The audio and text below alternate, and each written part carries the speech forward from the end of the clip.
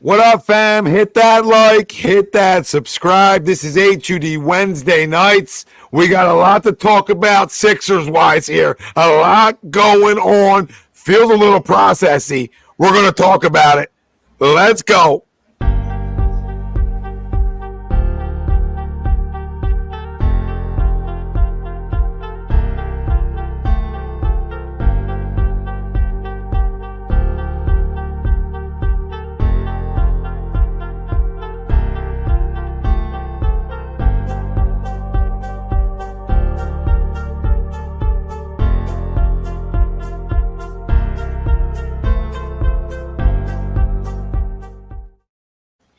Welcome in, everybody. This is A2D Wednesday nights, only on A2D Radio. Every Wednesday, we are brought to you by good friends over at Royal Billiard, the premier game room store of the Delaware Valley, stocked with the very best in pool tables, accessories, shuffleboards. I mean, you name it. You name it for your game room needs. They got it. Located 515 Bethlehem Pike, Colmar, PA. Go check them out.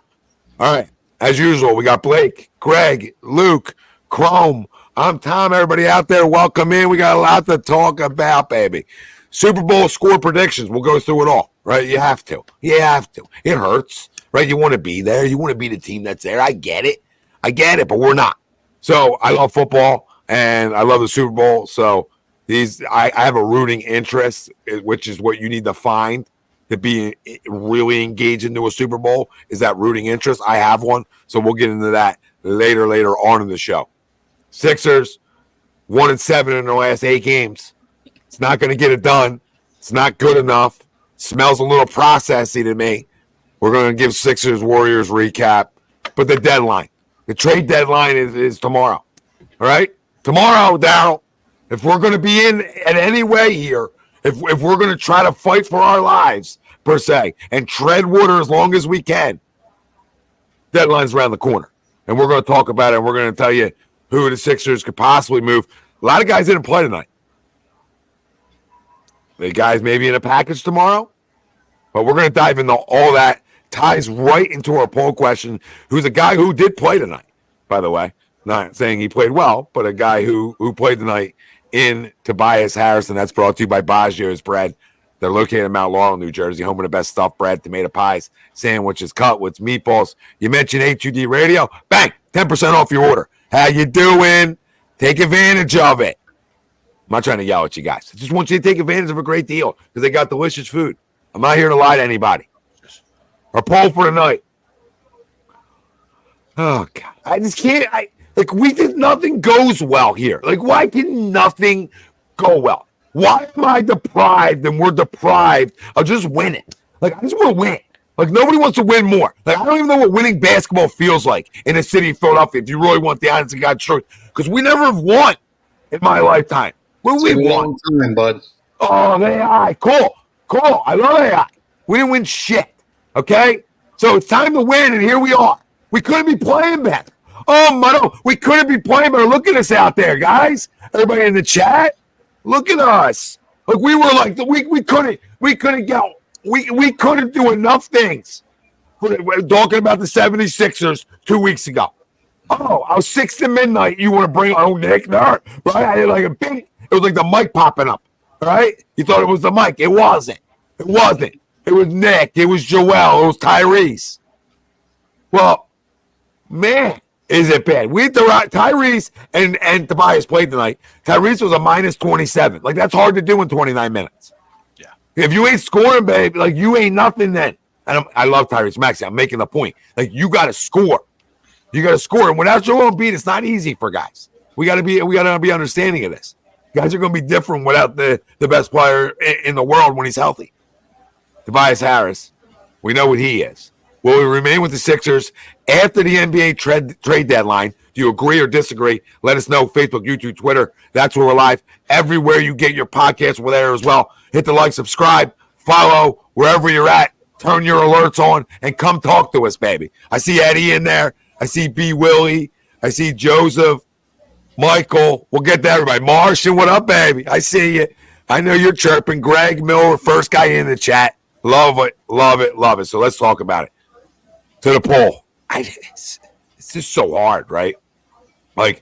I would think Tobias would still be here, even though I've heard, and we've all heard of reports linked to him in maybe Indiana, him in Detroit, him maybe Sacramento. We've heard different reports of him linked places, right? We'll find out if it's true tomorrow, okay, obviously. And this is just us spitballing as guys coming to talk to you about what we think. I would say he's not moved. I disagree to the poll. They have a lot of it. They have a lot of 1-year contracts that at their disposal that they could move on from. I don't think Tobias Harris is a guy if they're trying to tread water. Now, what are they trying to do? That's going to be the question that Daryl Morey has to answer. Which direction are you going? I'm in the tread water game, babe. He ain't out forever here. This ain't at the end of the season type of injury in terms of what you take a surgery that goes into the meniscus when you're talking meniscus surgeries. Okay, it's not 6 to 8 weeks max. You're talking about a max. You know, you hear other reports 4 to 6. You know, he's probably around 7. Right? Knowing him. But it's still, hey, playoff times here, baby. Right? And that's all you want. You just want a healthy Joel for the playoffs, and I'll go against anybody. I think this roster is extremely deep when they're all healthy. Right? But when it comes to Tobias Harris, if you're trying to tread water, right, are you moving him? I probably don't, depending on what you're tossing me. What's the deal? What's the deal? Because I can be enticed by a lot of players, obviously. But I'm going to say no to it because I think they have so much other resources that they can move on from that teams will just want, like, to get rid of contracts over that they can pull off than it being Tobias Harris. I think they can get guys back here that can really play if they're smart with the 1-year deals like they have with a lot of guys. All right, starting with, I think, DeAnthony Melton, Batum, Rocco. They're all 1-year deals, right? They're all expired at the end of this year. Marcus Morris, they're all expiring deals. So when you're talking about expiring deals and you just move on from it, there you go. So I'll go disagree. Yeah, I mean, I'm going to jump on the boat with you. I disagree to the poll as well. You've heard some names and you threw some of the teams out, like Buddy Hield and some of these other names that have been out there. To me, to move Tobias, it's your biggest asset right now, and that has to be to land a guy who's going to be able to mesh with this team as well as be able to score the basketball. And I just don't know that guy's available because when I look at the rosters right now and some of the names that have been floated out there over the last month or so, those teams are competing. Donovan Mitchell was a name that was thrown out there. I mean, whether it was true or not, you heard Jimmy Butler, you heard, Buddy Hield, you heard all these different names, and some of these guys have really big contracts, right? And that's where Tobias comes into play. I've heard the one I don't want, and he's another expiring deal, but I don't know how it makes you better. Exchanging him for Tobias would be potentially Klay Thompson. Makes no sense to me for this roster. As my buddy said earlier, he couldn't hit water if he fell out of a boat right now this season, and that's a major issue. So, I have to disagree because I think if you're trying to, as you said, Tom, tread water and make it, at least to a top 6 playoff seed, he's honestly one of your best players. And I know, there's been some games he hasn't looked great, but overall he's been pretty consistent this year. And when Joel is in the lineup, he is a definitive number 3, and he's been a great option at number 3.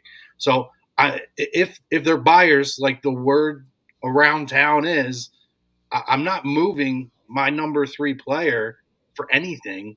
It makes no sense to me. If he's moved, they're selling. In my opinion. Now for Joseph's question though, Chrome, like, and that could sell me like a Laurie Marketing. Like, I love marketing. I'm a huge marketing guy. So are you doing that deal? I would. You need to though. I would. That's an absolute no-brainer to me. Yeah, he's 26 years old. I think. I mean, that's a guy. I'm saying you could. I'm sorry, Chrome. Go ahead. No, I mean, that's a guy. Not only you make that move for now, but you make that move for going forward. Put him with Joel and Maxey, and I think his playing style meshes incredibly. He's a high teen scorer. He can go out there and he can get you 10 rebounds a game. He can definitely rebound a little bit better, I think, than Tobias does. I think he fits this, and he doesn't have to have the ball in his hands, right? So that's what you want ideally from a number 3 scorer. So, I think they make a move. I don't think it's Tobias Harris. I think, to what you said, maybe some of these expiring contracts that aren't contributing as much, is where I think they go. I'd love to see a wing player come in here. I don't know that it's going to happen, but yeah, I mean, I think you're going to end up with probably a stopgap center to get you to Joel. And the fact that Paul Reed stinks in the playoffs, and I really believe that they don't believe he can be a force in the playoffs, it wouldn't hurt to upgrade to a Drummond or an Olynyk. So I think that's what you're looking at. So I disagree with the poll for sure. Yep. Yeah, I'm with you 100%. I'm with you 100%. I'm disagreeing for sure. And to me, I think everyone's looking short term. For me, I'm looking long term too. We've gone through a lot of counterparts. We've looked at, the James Harden, the Ben Simmons. We've looked at a lot of guys, and I've heard you guys talked about this after playoff runs. Who has been our most consistent player in the playoffs every year? Probably not our best, but in terms of he's probably going to shoot around 50%. He's going to be probably your best or most competitive and most consistent defender. And he's a decent rebounder in the playoffs. That matters. And to me, I'm keeping him without a doubt because I look at it to say he's not going to make this money after this summer. He's going to make around maybe 15, 20 million. And you can call him overpaid all you want. That's not his fault. And at the end of the day, 15, 20 million, I'm giving him that all day. I'll give him that this summer 100%. So I'm not even looking at right now. There's no upgrade right now. Do not even give me the Bogdanoviches on the Detroit. I don't even want to hear about that at all. I don't want to hear about, I know it's not anymore, the Zach LaVine thing and all those I don't want to hear about any of those guys. Well, that's music to Tommy's ear. No Zach LaVine. Yeah. I don't want to hear about any of those guys. To me, there's two moves they need to make if they want to be competitive. One, they need a gap filler at center. I think we all kind of, myself included, got a little too excited about the whole B-ball Paul experiment. He's clearly a backup center at best in the NBA. I will be firsthand at that. I fell for him 1,000,000%. I wanted him back. But the other thing they need, and I love Maxey to death. I do. I'm not shitting on him. I'm trying not to. He's not a point guard. And I think it's time for other people, especially us fans, to start realizing that. He brought the ball up just same way Ben Simmons does, in the way of he'll bring the ball up, sure. The whole offense revolves around Embiid at the top of the key, at the free throw line, at the elbow. That's where our offense is. And if you watch a game like today, their source of offense is Tobias Harris. It's not Maxey. Maxey can't get off clean shots anymore. And I'm not shitting on him for it, but he needs to now develop again. Unfair to him because Embiid got hurt like this. We need a point guard to get him easy shots. We don't have that. We need someone that can do that. And to me, I look at a guy like Malcolm Brogdon. I believe he's on a 1-year deal. You can package these guys who are on expiring deals, give up a pick or two. And then if you give me Brogdon and Drummond, I think now you're treading water. And now you're at a point where you're treading water. But I think in terms of what they're thinking right now, Daryl Morey and the front office, I think they're going to hedge in terms of they're not going to go out and get a guy like DeJounte Murray, even though that's the guy who I want. They're not going to go out and get a Markkanen. I don't think they're going to get anyone who's paid outside of this season. They're going to try to get better. They're going to try to tread water, but I don't think they're committing themselves to any kind of money that goes outside of this summer. They want that $50 million. Do I agree with that? I don't really know, but I think that's what they're going to do because they want to play around with that $50 million. I'm not sure why, because it's seeming right now, unless Paul George somehow doesn't resign, that Klay Thompson is probably the best guy available. So I don't know what the hell they're going to do with the $50 million, but that seems like the path they're going to take.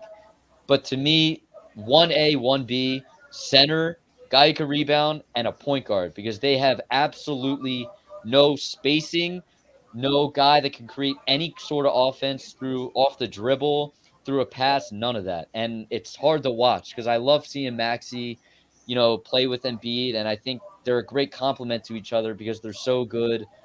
Embiid plays a slow game. He'll pump fake you to death, jab you to death. Maxey's all quick, and that works perfectly. They overlap perfectly. Great match. Well, now it's at a point where Maxey wants to go fast. That's all he wants to do. You saw it today. You put a big wing, an athletic wing like Wiggins on him, it's slowing him down, and he's not as easily getting easy shots. He's not getting 25 a night. He's not doing that. And that's why you're seeing him get hurt. You're seeing these things kind of happen. And it's hard to watch, and I want to see a guy that can get him easier shots. I couldn't agree with you more. As much as I love debating sports, I can't find a way to disagree with anything. I would say like, hey, if I get a Murray from Atlanta, right? I'm all in. Okay, you need to buy us? Sure, I'll drive him there. Like there's certain guys that I will drive him somewhere for. But if you're just giving me back whatever, I don't want it. Same thing with Batum and Marcus Morris, Rocco. Like I'm not getting like I'll move on from them, but I don't want long deals here, right? Unless it's the right player. It's all about the right player. That's why people crush organizations for not making moves, but some of them think like that. Like I'm not just moving on from 1 year expiring deals, right? Unless I'm getting back value for me giving you expiring deals. That's the key to it. And most teams, they don't want to budge with certain players. But you're right about needing another guard here. I mean, that's why D'Anthony Melton being out, 17 games, whatever he's been out, I feel like forever, right? That's a killer because he can create a little bit. Right? I'm not saying he's the answer, but it's better than Maxey and Pat Bev trying to be out there, right? Or whatever. I love Pat Bev, but he's all about a 15-minute run of get up in you. I'm playing 25 minutes a night. That's not ideal. So that's not unfair to these guys. I still think if you have a Batum and you have a Rocco healthy and you have a Melton healthy, I still think they're better than this. Now, are they good? Is that good enough to tread water? I don't think so. I mean, I've been on the biggest Paul Reed, not anti, but like, dude, the guy is a dog on a hardwood floor. Like, what are we doing? Like, you guys are crowning this? Like, you crown stuff when it plays. This is our city, too. The backup, right? The backup. Like, you hit the nail on the head, Luke. Like, when you're talking about generational players, right? Now, my other star, per se, now has to adapt of him not being on the floor, from him not being there. That's simple 101. So now a 23-year-old has to grow his game again, like you said, to get it right because the spacing of this game now changes. There ain't nobody getting ran at with three dudes, right? You're talking about a guy that everybody collapses on. There's easy money in this league. Now you don't have it. What are we going to do? That's the question. Back to the poll. Sorry, it was great. It was great. You nailed with insight, babe. You came with great insight, Luke. So, I mean, that's what it's all. That's what it is. I love to go back and forth, but that's facts. Yeah, to your point too, Luke. And I hate to say, I think you're right. Like to me, Markkanen and Dejounte Murray are two absolute no-brainers. Like those are guys that you should be willing. Because to your point, and I liked your follow-up that Klay Thompson might be the best available free agent next year. Like in terms of realistic, like this is so Philadelphia that the year they have $50 million, the free agent class essentially stinks. Hey, LeBron, maybe we'll get LeBron. That's why you go out and you get one of these two guys and commit the money because they're proving it again this year. It's not like they're like guys who they have to go out and come here and get a change of scenery to prove it. We know what we're getting with them. They're continuing to do it night in and night out on teams that aren't great. And I think they're logical fits. But you're probably right. They probably don't want to commit anything beyond it. And that would be a travesty if you can get one of those. The only one time I'm not saying he's like I'm not making a deal if he's included, but a guy I would consider like, okay, I'm trying not to move him. I do like Batum and how he fits with this roster as well. Yeah, I like healthy guys. Yeah. That's the biggest thing. I mean, I don't know what I don't know what to say about it. He hasn't been healthy, but on the court, I think he's an asset to you. And he's tremendous when he's on the court for this team. You can say that for a lot of guys on this team. Johnny, look at you, John. A member for 32 months. We appreciate you, brother. You're the best. So free agency class is trash, like we just spoke about. What good is cap space for when you don't have no player assets and just picks? Make moves now, Daryl. Don't let this team die like a dog. And I agree with most of what you said, except for the cap space. When the fact that you do have to extend Tyrese Maxey, one, right? And I don't know if you can roll in the NBA, so I'm not going to act like I'm the guy with that insight to it. But I'm pretty sure money carries. You probably have to hit a certain number, and you can only carry so much. But I would assume money carries. So if you're carrying it for a year, then you carry like $15 million of it. Now I don't know. I don't know. But again, I don't think the big name is what is going to win this team a championship. It's not the big name. We have the big name. It's the same theme all the time. If he's healthy, we're really good. If he's not, we're in trouble. So, all right, Greg, go ahead. Yeah, all right. I disagree as well. I mean, you guys have all hit on the head, everything on the head. I'll just quickly sum it up in they'll keep that expiring deal for when Joel comes back, right? So you could do a lot of these other deals that might be brewing without including Tobias in there, right? Tobias is only needed really to go into a deal where you are taking on a whole lot of salary coming back, obviously, because you got to match a portion of it, right? So if you're going out superstar hunting, maybe to take on, extra years, then yes, Tobias then becomes relevant. But to get guys like Marketing, to get guys like Brogdon, stuff like that, you could piece together those other 1 year expiring deals and picks to get that done while keeping Tobias. Because Luke, I said it a couple of times, and you obviously reiterated it. He's been our best player in the last playoffs, even with Joel healthy sometimes, right? So you need to keep that. And I get the free agency class isn't great, but they'll keep that expiring deal because, hey, who knows? Maybe they get him to re-sign for cheaper because he's still here, right? We talk about that all the time, Tommy, right? Like in other sports, you could trade for a guy. He's in your building. He knows what's going on. He may stay, not taking a discount, but we obviously know he's not worth the 45, 50 million that he is owed or his last contract was, right? If he comes down, and some guys don't want to move. Some guys don't want to move their houses and move wherever they're living, right? Like for sure. Like there's those factors. Like you might take 22 million instead of taking 25 somewhere else, right? Like you might not. Yeah, I'm saying he would. I don't count other people's money. His money's pretty good, but I ain't counting other people's money. Well, I think for sure. I think too with a guy like him, maybe if the Lakers come knocking on your door, or come on, knock on my door, or like Boston or somebody like that, to where he can jump right into a title contention. There's not really a better spot here. He's been here. He's familiar here.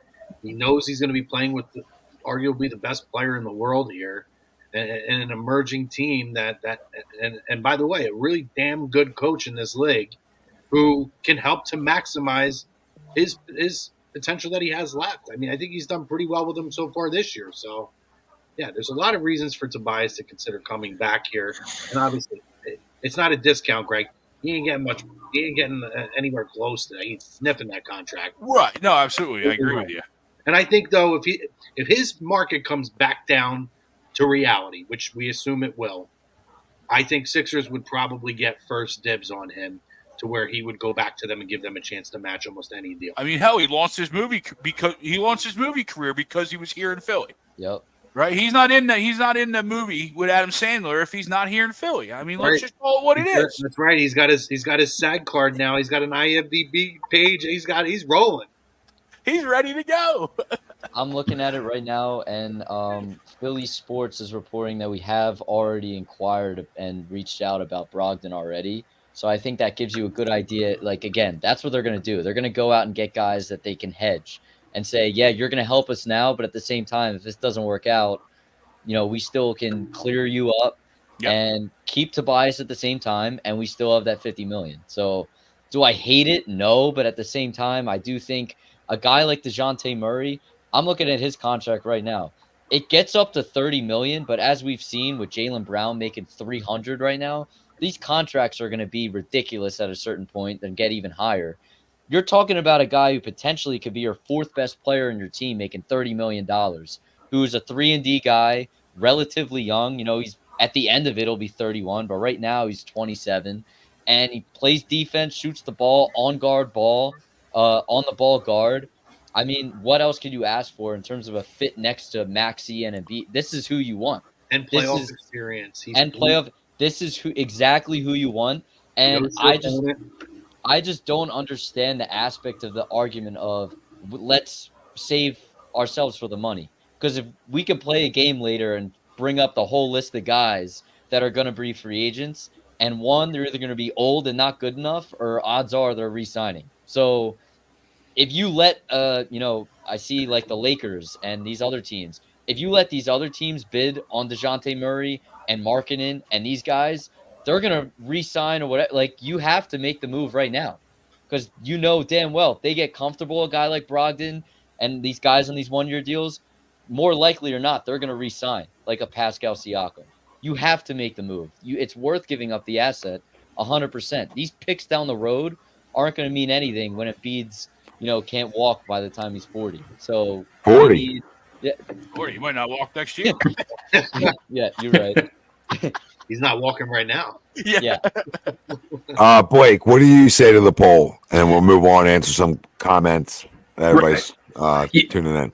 Yeah, I'm going to disagree to the poll as well, and you guys pretty much hit on everything that pretty much how I would have put it, And he's being moved. I just don't see at this point, it would make sense to move on from Tobias at this point because, like you said, if you want to tread on water and stay afloat, I don't think it's really smart at this point to move him unless you get an offer that blows you away. I just don't see at this point. Making the move. No, I mean it's funny. It's a clean sweep because that tells you he's definitely getting. Yep, he's probably packing his suitcase right now. Yeah, he's like those guys. Oh my god, I'm done. Yep. They win a clean sweep. We've listened to that show before. I know. I know. Winworth mentioned he expects Sixers to make 1 to 3 trades at the NBA deadline. 1 to 3. The one name he does mention is Kelly Olynyk. Now he doesn't mention what. That's just the name, and then Yahoo Sports Jake Fisher reports Buddy Hield, Bojan Bogdanovic from the Pistons. I think I saw that Hield. It's kind of cooled off on him though. I'm glad because he's not that good. So I don't know how much better he makes this. Yeah, I see a comment. Key's saying, like the word assets. I'm totally with him because, if we were to trade for Andre Drummond tomorrow, that's probably like a 2nd-round pick or 2 and like Korkmaz or something. And they'd say Korkmaz and assets. Why you got to throw my son in there? Well, he's definitely not my son, so I'll throw him in there. But thanks. Yeah. Of course, he's my son. What else? Do you think I'd have a good kid? But for me, I spill red wine on a white carpet. I mean, who do you think you're talking to? To use the words assets, like anybody and assets, that asset in that 2nd-round pick, that asset is Ricky Council, who got 5 minutes tonight in a 25-point blowout and is probably going to be running around across the G League and overseas someday. That asset doesn't mean anything to me, especially – if you're Detroit, maybe. But if I got Joel Embiid and Tyrese Maxey on my team, what does that asset do for me right now? Nothing. And odds are 5 years from now, those 2 2nd-round picks, I'm going to have no regret at all being like, oh, well, we should have kept those 2 assets. It's ridiculous. Absolutely. Keys, I agree with you. I agree with Luke. It's simple. Like, you're not worrying about picks. I don't care about picks. I don't even know what they're going to be. I'm worried about winning. I'm sure as heck worried about treading water right now. Because 6 to 8 weeks, I mean, that's a good timetable. That puts me back right when I need to be back. You're talking about the middle of April it starts. So 6 to 8 is right in that time frame. Might be the freshest Joel's been his entire career going in the playoffs. Ever. Just get him on a bike. You know what I mean? Get him on a bike, cardio up, giddy up. Chick-fil-A. Just giddy up, get going. And I think Daryl Morey is going to operate like they're still in it. And he's got to make moves here to make this team serviceable enough. It's not right now they're not. Right now they're not. So listen, I'm critical of Daryl like nobody's business, but when you talk about the situation he's been put in here, right? It hasn't been easy. Yeah. When it starts out with Ben. Yeah. And this is one of those times where you go back and look at Daryl's history, and when he was at his best is when he was getting creative, right? When he was getting creative, making creative deals in Houston, right? Selling off assets and contracts that you didn't think could be moved, right? Like, who's going to want this guy? And then getting that guy in a deal to get you something Yeah, I mean, yeah, right. Even the one deal Yeah. he did there, right? He got out of it, and of course now Al's haunting us still. But we got out of that deal. So where Daryl's best is kind of where he's been now with this year is he's got to get creative to build a roster around now Tobias and Maxey, right? Because as you guys stated, there's no more spacing on the floor anymore without Joel, right? Everybody knows that it's Tyrese and it's Tobias. That's who you're guarding, right? Those are your two options, and so it's going to be a bit difficult for him to do that. So that's where he's got to get creative, and I'm hoping he does because he hasn't been very creative outside of a couple random moves like the Al Horford one here in Philly. No, Greg, you're right. And KZ, see, I don't know where you get this. Sixers aren't in it anymore. Get real. Well, why are they not though? If he can come back and be healthy for the playoffs, why are they not in it? Right. Besides, like, okay, guys are banged up right now, and you're not getting a full roster. NBA Finals teams last year, a team that made it through the play-in. Yep. I think Miami. so. Yep. Right? Yeah, Miami. Right, Yeah. Miami. Yeah. Right? They were about 5 minutes away from not even making the postseason. They almost lost that playing game. So why are we going to do the Philadelphia thing here? Not us on here, and we're just going to throw the towel in. They're out right away. They're done. Well, even if you wanted to do that, at the end of the day, if you trade for a guy like DeJounte, and even if you're still telling me that, you have 3 more years on his deal to where we now have an opportunity to re-sign Tobias, re-sign Maxey, and you have the 4 of those guys. So this trade deadline is a massive, massive deal. And that's where a name like Markkanen, as you guys mentioned earlier, right? Markkanen's got 2 years. And if you're going to the Jazz, so let's say throw a hypothetical. If you're going to the Jazz for Markkanen, why wouldn't you also inquire about a guy like Jordan Clarkson, which then you potentially do move Tobias in that deal, right? Because Markkanen, in theory, becomes your 4, and both those guys got years left to where you can extend that window and that money, kind of to Luke's point about DeJounte. Well, so throwing another one out. What if you double dip with Chicago and you pull back maybe Drummond and DeMar DeRozan?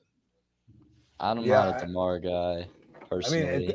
I'm not against it. It doesn't go beyond this year. He's off the books at the end of the year. If you're going big, if you're going big, and we have injury concerns with Joel, why don't you just go bring Vooch back? I brought that up on Sunday. Run some Twin Towers. It does fit what Luke, what you were throwing out there, right? It's 100%.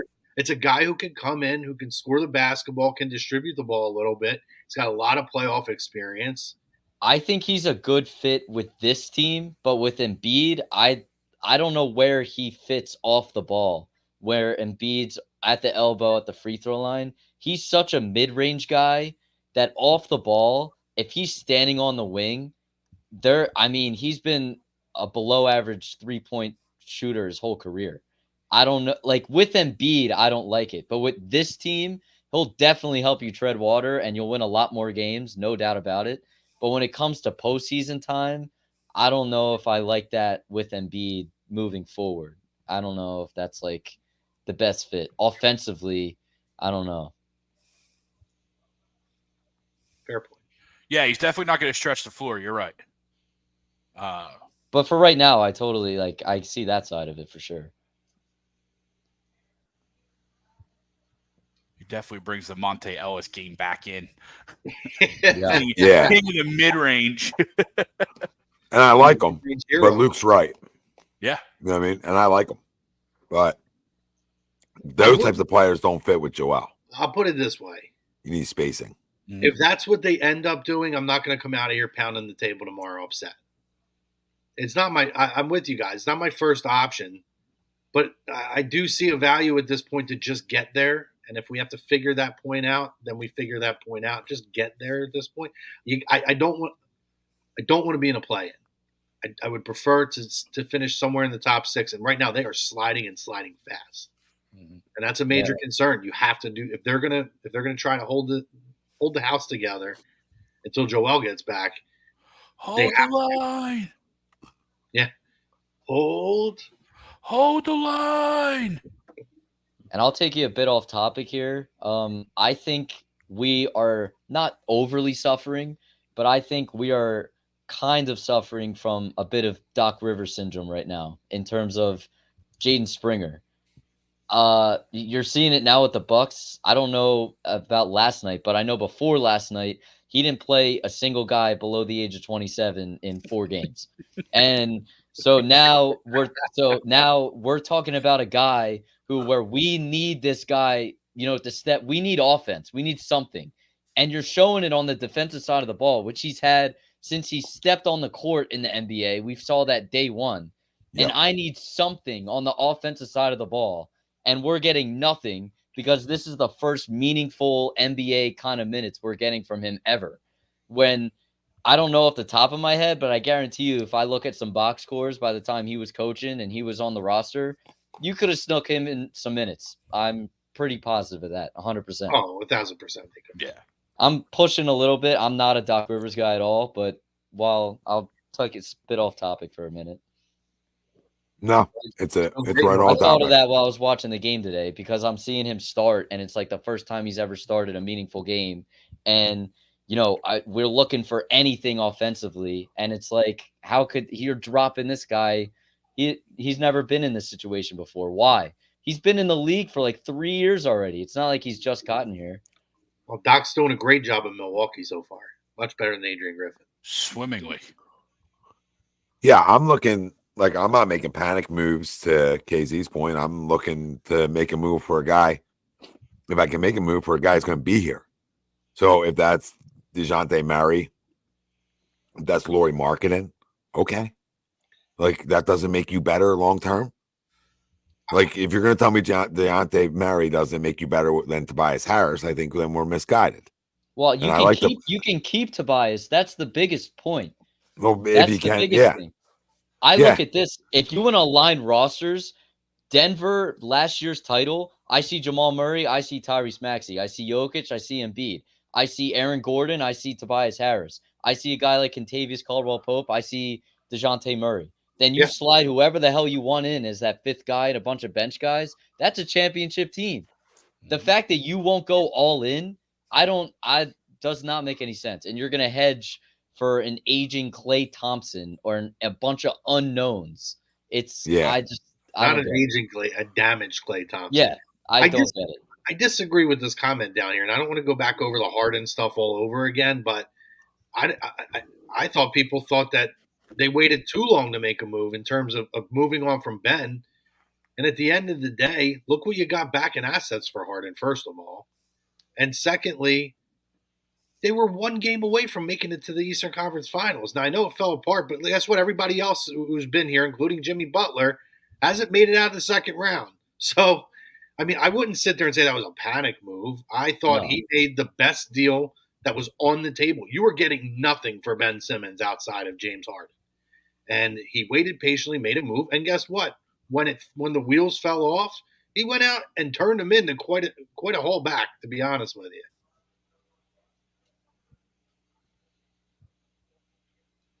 A lot of people would argue he was too patient in that situation.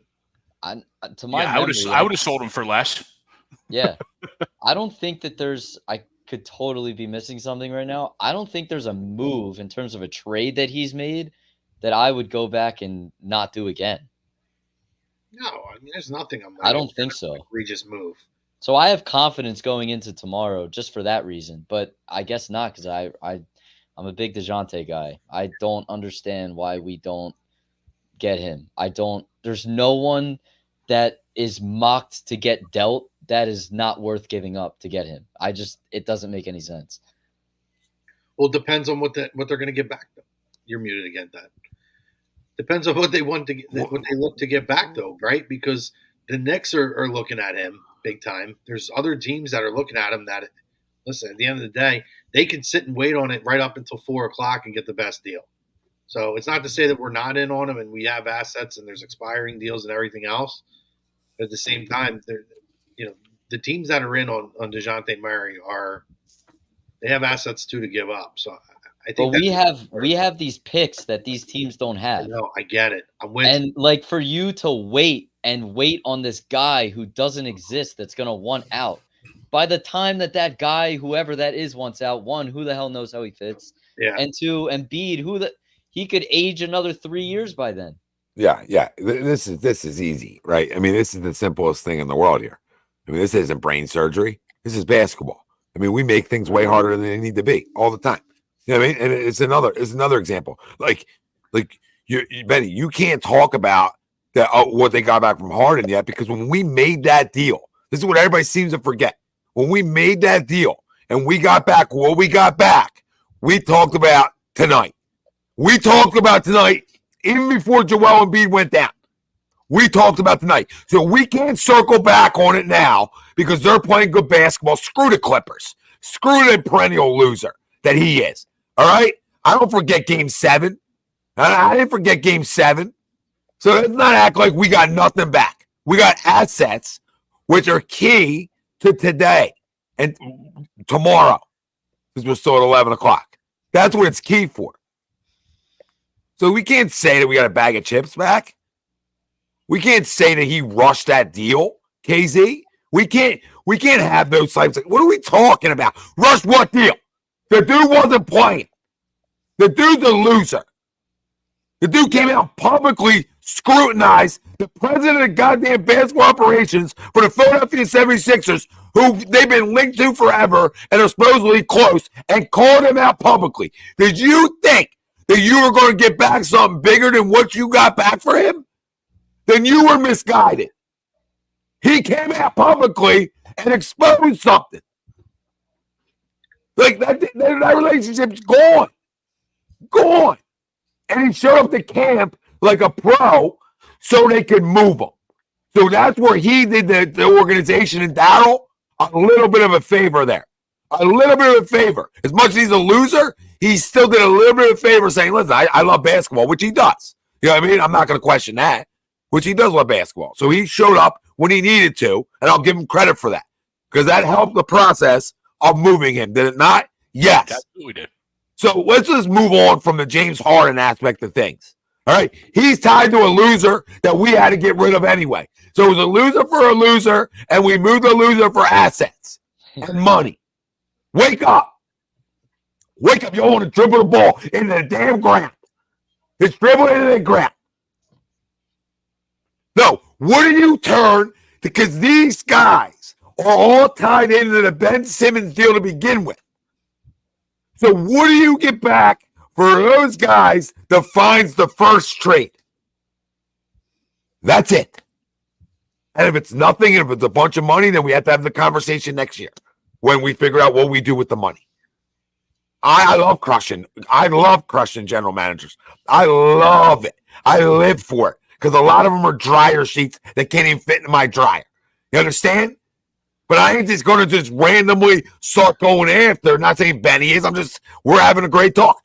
I'm not saying that after the fact that I'm going to go, that wasn't a good deal. Like, hold on. Look what you traded him for. A loser. And what has Harden ever won? Game 7, he showed it. Game 7, he showed it, right? Showed it. I'm a loser.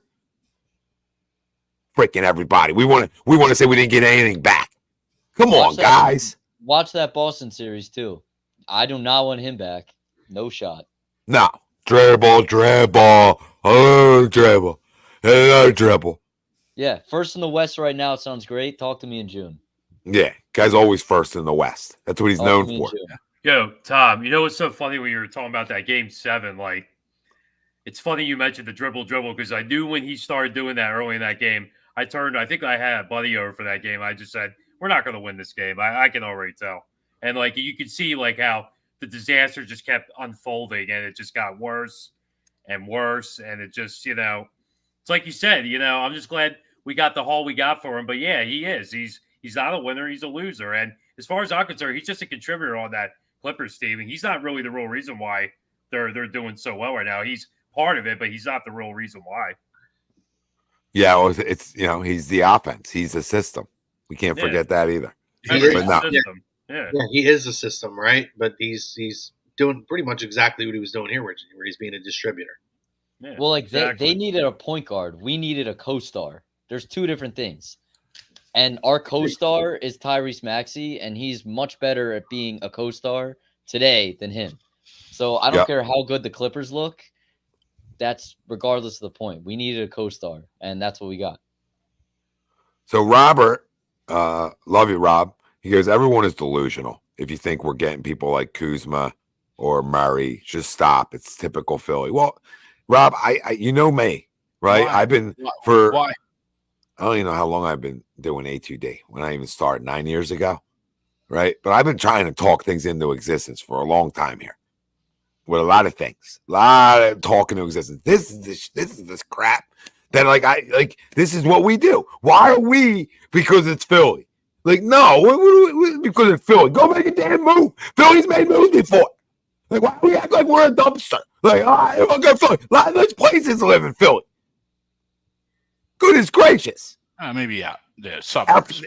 Great. Daryl Obviously, the Daryl suburbs. Yes, we're not living in the heart of it. We're acting like Daryl Morey's afraid to make a move too. He loves making moves. Lives for anybody. It is lives for it. Derek. It's a tough life right now. Oh, it's terrible, Derek. What's up, brother? It's horrendous. I mean, it sets basketball back 20 years, right? It really does. It really does. Like, I'm like, oh my God, I don't even like. There's a game on. I'm like, I don't care. It's like everything. Everything's a snowball effect. You know, the Eagles fall apart. That season ends. And now it's like that juju's rubbing off on the Sixers and even the Flyers who are starting to slide. It's not a fun time right now in Philadelphia sports. No. And Rob, I know you're not specifically talking about me. I'm just trying to talk to you and make you want to believe in something again. You know, I don't want you out there. I don't want you like that. I've been there. You know what I mean? I'm talking about a guy who's been there. I lived it. That's all it is, Rob. We're trying to bring you back. We're extending a hand to pull you out. That's that. We're bringing you back in, bud. We won a Super Bowl in this run here of A2D. We've got a Super Bowl by talking things into existence in a weird way. Why can't this be another one? All right? I should have came on with the rope tonight again. Why can't this be another year? Why can't it be like, we're done, it's over, blah, blah, blah, however you all want to talk about it, and then back. So I'm back. First round sweep. Who wants next? Who's up next? Go win it round 2 and 6. What happened? How'd that happen? And we're in the freaking finals, and then back, we're in 7, and then you're all going to be like, us, right? Let's go, baby. Let's believe a little bit. We stink right now, by the way, but let's believe a little bit that he comes back, right? Superman. Come out. Where did he come from? Hello, 40 Nuggets. Hello, 35 a night. Come on. Talk it a little bit. We've been praying for Joel forever, too. We've had prayer services. We've had a lot of things and nothing's worked. This one's going to work because this one, everybody is gone. That's the difference of this one, right? This one, he came back. He wanted to believe, rightfully so. This one, it seems like, he ain't going to be back in time. We're 1-7 in our last 8. We stink out loud. There ain't a chance in hell that we're getting back into this, right? Murray. You know what I mean? You wake up to a woes bomb. Murray, let's go. When the Harden deal went down, I was still awake. It was that was a 2:30 Woj bomb. Yeah, that was a late nighter. I like his style. Though, you're telling me a team like Atlanta, who might be having second thoughts on a guy that they're paying $20 million to over the next 5 years, right? I mean, I know, Luke, you said it jumps up, but right now it's, you could do a deal with Marcus Morris alone. Now, granted, picks are involved, right? You know what I mean? But salary for salary, Marcus Morris for DeJounte Murray works. So you throw in, but we're taking on 5 years of DeJounte to give up that expiring deal, right? So there might not be that many picks involved, or at least high picks. Maybe send Morris and a couple seconds, because we're then taking all that money. You want the first, babe, too? Like, you know what I mean? You want the first? Like, I'll drive the first there, too. Want the first? Hey, well, you throw in Sadiq Bey, right? Yeah, I don't even need it. I'll give you the first. I'll give you the first Marcus Morris, and I'll toss the second in just for funsies. How you feeling tonight? You feeling good down in Atlanta? Let's go. I mean, let's play ball. Right? Marcus Morris. I care about a goddamn first, Craig, and you know what I mean? At 26 overall right now. I mean, that guy stinks. So There's I mean, only one. Yeah, there's only one first that that holds real value across the entire league, and that I kind of understand. It's the one that we got for Harden in 26 one? 2028. It's 20. I Oh, think it's 28. It's completely unprotected, and it's by them, and everyone presumes they'll be horrible by then. Like Well, the that's the 29 one. That's the 29 one for where the Clippers. I might hold on to that one for a big guy. But in terms of our first round picks, I'll toss you as many as you need. yeah. That one's just top 3 protected, at least from Trade Machine or Fansfo.com. Says But top 3 protected. I think eventually it year by year, if we don't get it, it becomes less protected, and eventually we will eventually pick, Yeah. or at least whoever has that will pick with that pick. Yeah. But I mean, like I said, that deal works with just Morris alone, salary wise, for the Jonta, right? You know what I mean? Again, throwing picks in there and stuff like that. What up, Mr. Rudy Poo? I do love that we did sign the speed burner known as Kenny Lofton. Yeah. Yeah, Mr. Rudy Pro, appreciate the super chat. We have 4 guys on our roster who are football players, he says. Springer, KJ, Kenny Lofton, Paul Reed. Need to be sellers. But I don't think those are reasons to be sellers, though, Mr. I had Rudy. no idea what Kenny Lofton looked like, by the way. And before, like when I just first saw we signed him, looked him up. I was like, oh, is that Kenny Lofton's like son? Definitely not Kenny Lofton's son. No, but Leslie looks like mama. You know what I mean? Kenny Lofton's. I mean,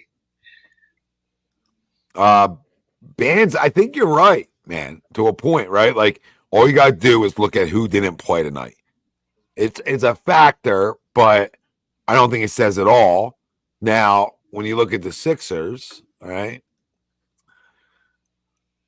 So, you know, when you look at Marcus Morris, did not play tonight. Marcus Morris didn't play. House. House. Batum. We got Batum caught didn't tampering play. for that guy, by the way. Let's not forget. That's probably the worst thing he's ever done. Council the fourth played 10 minutes. They're really diving deep in there. Yeah, Yeah, that's my yeah. point. That's your asset that you're so scared to give up. That's your asset right there. Yeah, they need some things. So, I mean, I mean, those guys right there are good money. That's probably what you're looking at, right? To Bands' point, right? So, yeah, Morris, and of course Covington didn't play, but he's also hurt, right? So Morris is $17 million, Batum's $12 million. I mean, a lot of people are saying Covington. What's House? Probably your number That's what one. I'm getting to. House House is 4.5. 4.5, 4.5, something like that. Yeah. That What's doesn't Rocco's really do money much at? for you, but it adds Who? into a package. Rocco? What's Who? his contract number? Rocco? 11 and a half. Yeah, because I saw he's probably the number one guy to look at to get moved. Yeah, probably. Yeah, you But I look at all the think guys for 1 all year. those guys. Rocco 11 and a half, like I said. Morris 17. Obviously, you got Tobias at 40. Batum at just under 12. Melton at 8. Furky at 5. House at 4.5. Yeah, I think it's Marcus Morris and House that are getting moved for sure. Yeah. Doesn't mean other guys don't, but because other guys are hurt, right? But I do believe, because it just looks like that. Those 2 guys are moved. Well, there you go. I mean, that's like $22 million. So you're gonna get some things. You're gonna get something. Who is that something? Hopefully it is Atlanta, right? All Hopefully the top guys who are rumored to get traded right now, none of them exceed $22 million. You can get whoever you want right now. Realistically. And you don't have to give up Tobias going back to the bowl, right? Mm-hmm. You could do all that with, you got to get to 25. That's Morris and House, right? You know what I mean? Oh, this seems really good, Greg. And boys, like, this seems really good if it's Murray, Maxey, and Tobias. I just want to riddle people that. Like, I'm not telling you they're the best team in the Eastern Conference. I'm just telling you that's dangerous. That backcourt is better than Trae Young because Maxey's different. And Trae He's not a volume kitty. He's not a volume kitty catter. Okay, he's different. He's an unselfish kitty when you look at him. So Murray and him fit deliciously. They really do. And then Tobias is Tobias. That's a good team. He's got no big man, but who gives a crap right now? Like, go win by guards. Guards have won in this league. Then it takes nothing to get a guy like Drummond. That costs you like probably your worst player and a second-round pick or two. There's the house money. And that's your 1 to 3 trades. Like, that's what we're talking about. There's the 1 to 3. Yeah. No, somebody said Mike Lowry. And Mike Lowry, Martian. Drummond's 3.5. There you go. There's the house. And you look at you talked about Whoa. being a volume guy. What's Caruso's money? Hold on. Hold the phone. Hold the telephone. Just under 10 for 2 years. Okay, so that doesn't even work for Marcus. No. So Drummond and Caruso. But Marcus and Drummond, you can get there. And teams make 3-team deals all the time. Okay, like, so hold on. Let's circle back, Luke, right? So yeah, we throw in. So you got more. So they put Morris and House in the deal. They set out tonight. So we're gonna play a little assume game, even though one guy just got the keys to the city, but he's gone. Thanks for stopping by again, Marcus. We love you. Yeah. Okay. What would you have to put in from Chicago to make those two guys work in a deal with that?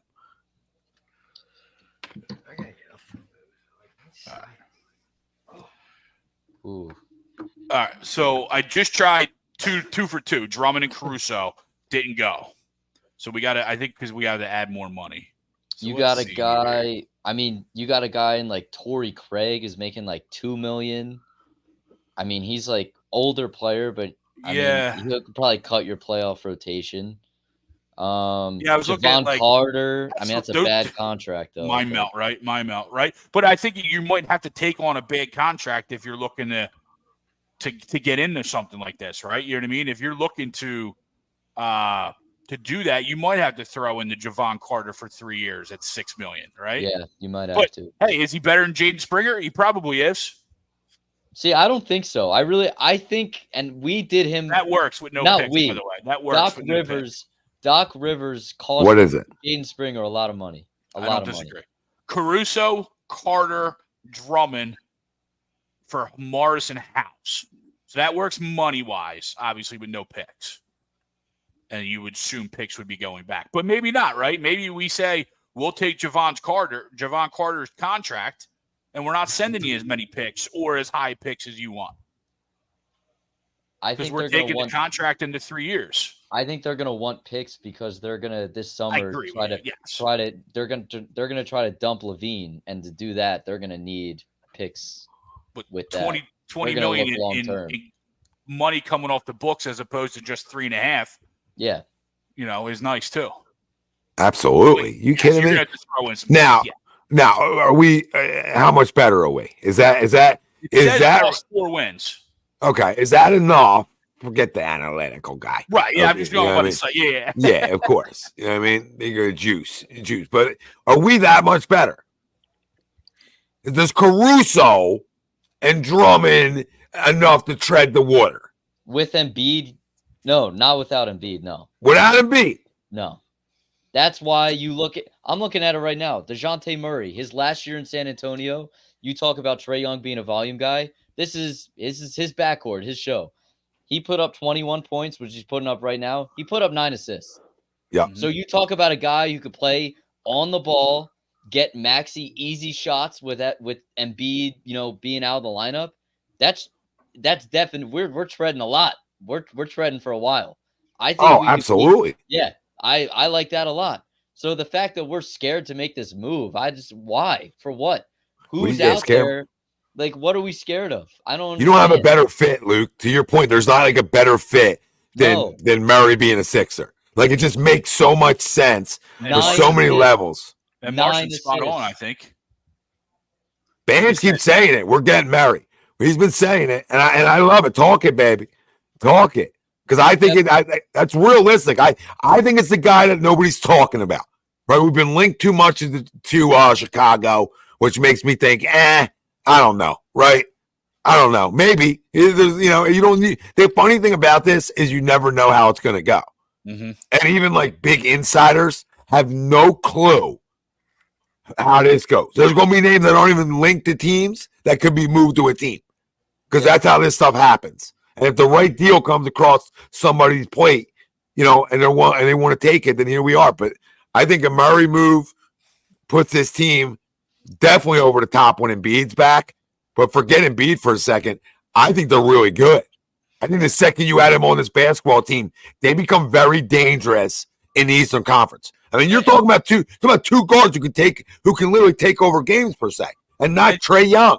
Yeah, and think about that too. Like you then slot Murray into that role and that idea that you had with Simmons, right? That you had with the loser, right? He fills in that other guard role that you've been constantly trying to fill. Yeah. All while letting Maxey still build into what he's going to build into. I'm with all these people. Why would they trade him? But they're by every report they're going to, and I think what people aren't talking about is what he might want. Because I don't think he wants to be there. 22 and 28, they stink. And I don't think he likes playing with Trae Young because who does? I mean he's an on-ball guard. He averaged 9 assists before he was traded there. And Maxey's not a point guard. You talk about a perfect fit. I don't think there's a better one in the league. No, you really let Tyrese go do what he needs to do off ball. Yeah. Not that he can't play point, not that he can't bring the ball up. You're not saying that, right? What we're saying is you can go get a true point guard, a true distributor. And it doesn't mean when Joel's back that Maxey and Joel can't have the same effect in the pick and roll game that they've had. Of course they're going to have that. And now you're adding another guard to be able to get delicious into that game and taste some of it, right? Which is going to taste delicious. So I don't understand what everybody's worried about. I don't know what you're all worried about. You're all scared. Well, why would it land? Well, why wouldn't they? They're not good. They're not good. They're 10 years or 5 years of it, 3 years of a deal, whatever it is. They're clearing tons of money on that move. And then they get some picks added in just to be nice. You know what I mean? Just to be like, here you go, guys. And Trae and Murray, like he said, don't get along. So you're going to take back the best possible thing you can take back. And if a guy like Habib, a guy like DeAnthony Melton's in that deal for some reason, okay. Thanks, DeAnthony. I like you, but bye. I don't need you. He's a free agent this summer too. Yeah, like see ya. Yeah. We'll give you more money off your books because that's what Atlanta's looking to do. Atlanta's looking to free money. They've always been a small market in the NBA. They're looking to free money, try to get a good pick, right? Try to get some assets back pick-wise and make their roster probably a little bit deeper, which it will. Because that's what it will do for them. So why would they do it? Because that switch might make them a little bit better. It could make them a tick better for this year. And then also having all that free money off their books is a no-brainer. And if you make a move like that, your buyout season, that's like in a few months away. You're talking about with Embiid out, you're talking about veterans who want to look at their next contract. They're going to get a lot of minutes, a lot of touches with Embiid out. On top of it, make a playoff run. A guy like Lowry and all these other guys that randomly get bought out. We're going to be at the top of that list of buyout guys. If you make a move stating to the rest of the league, we're not playing around. We're still playing to win. Yeah, no, I think Lowry in a buyout market would be huge, even if you do all this. Just for the experience, right? You can never have too many vets coming off your bench, or, he wouldn't start if we had Murray, but you can never have too many experienced vets coming off your bench. Oh, Murray and Bogdanovich would be delicious. I don't know how you get both. I don't think you can get both, but I don't. If I wake up tomorrow to the Bogdanovich on Detroit, I'm not gonna. Let's just say I'm not gonna be happy. That is not the move we need to make at all. So I looked at him. Yeah, he's got $20 million over the next 2 years. Again, it goes back to what they'd be looking to get rid of Murray for. Bogdanovich from the Hawks is almost $19 million over the next 4 years.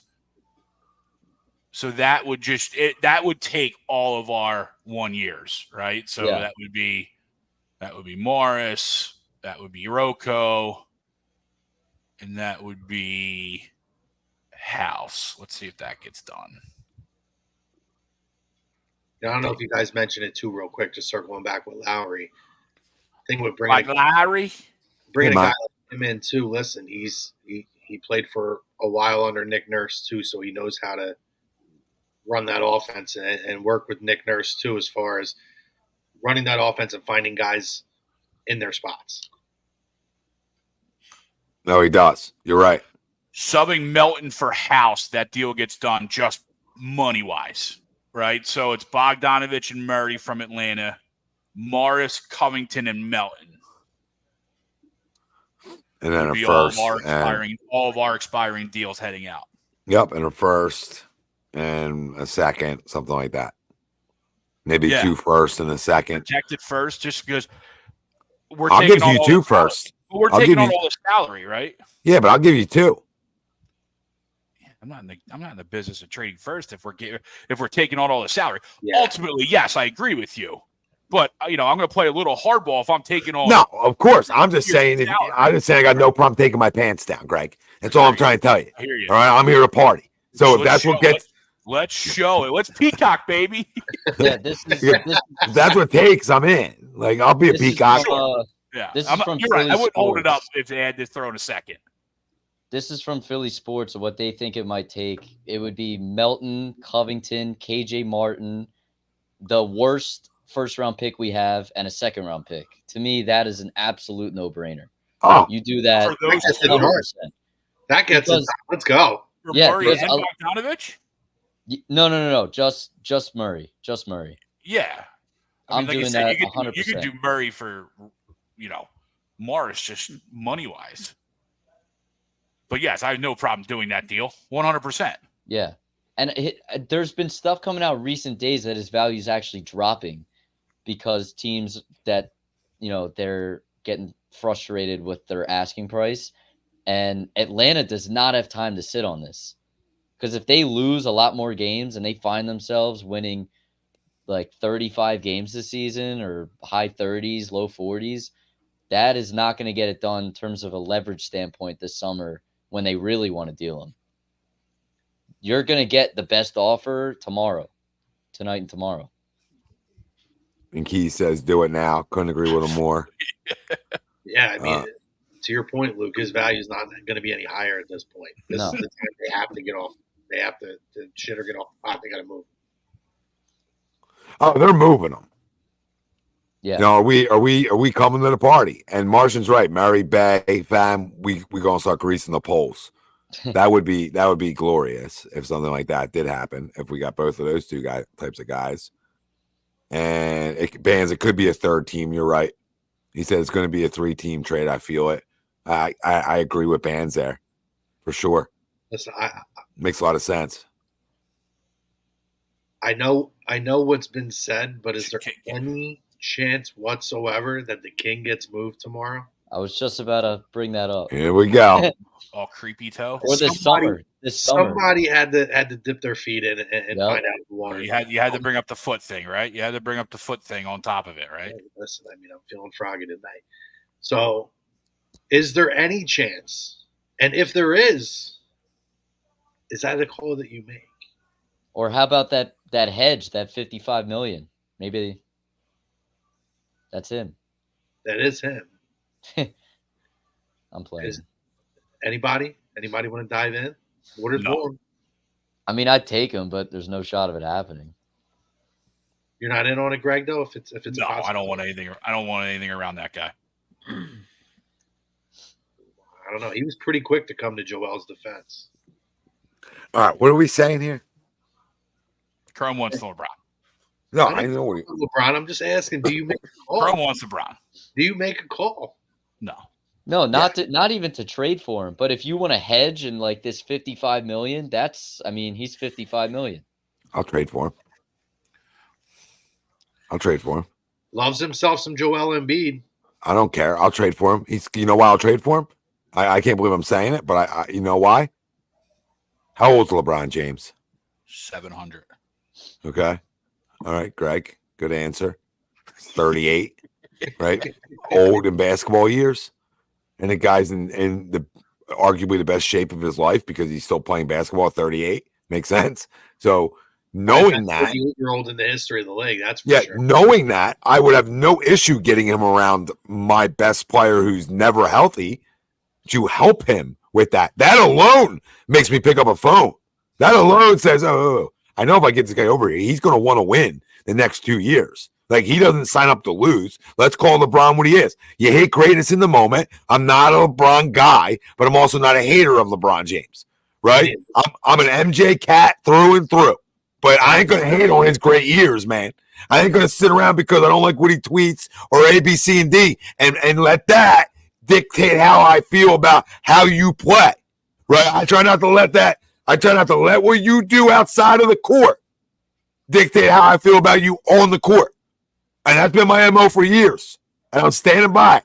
Because that dude, for a stretch, again, he's been playing 8 years over 30. He's been playing 6 years past his prime. Let's call it what it is. But during his stretch, man, that ain't special.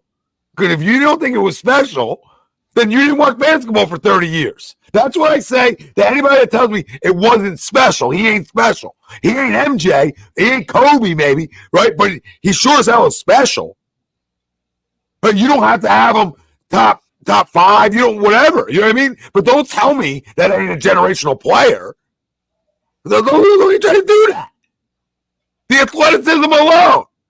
Goodness gracious, a linebacker coming downhill, but he's 6'10", 6'8", whatever he is, right? Like, it's a big ass linebacker coming downhill on me, and he can jump over me.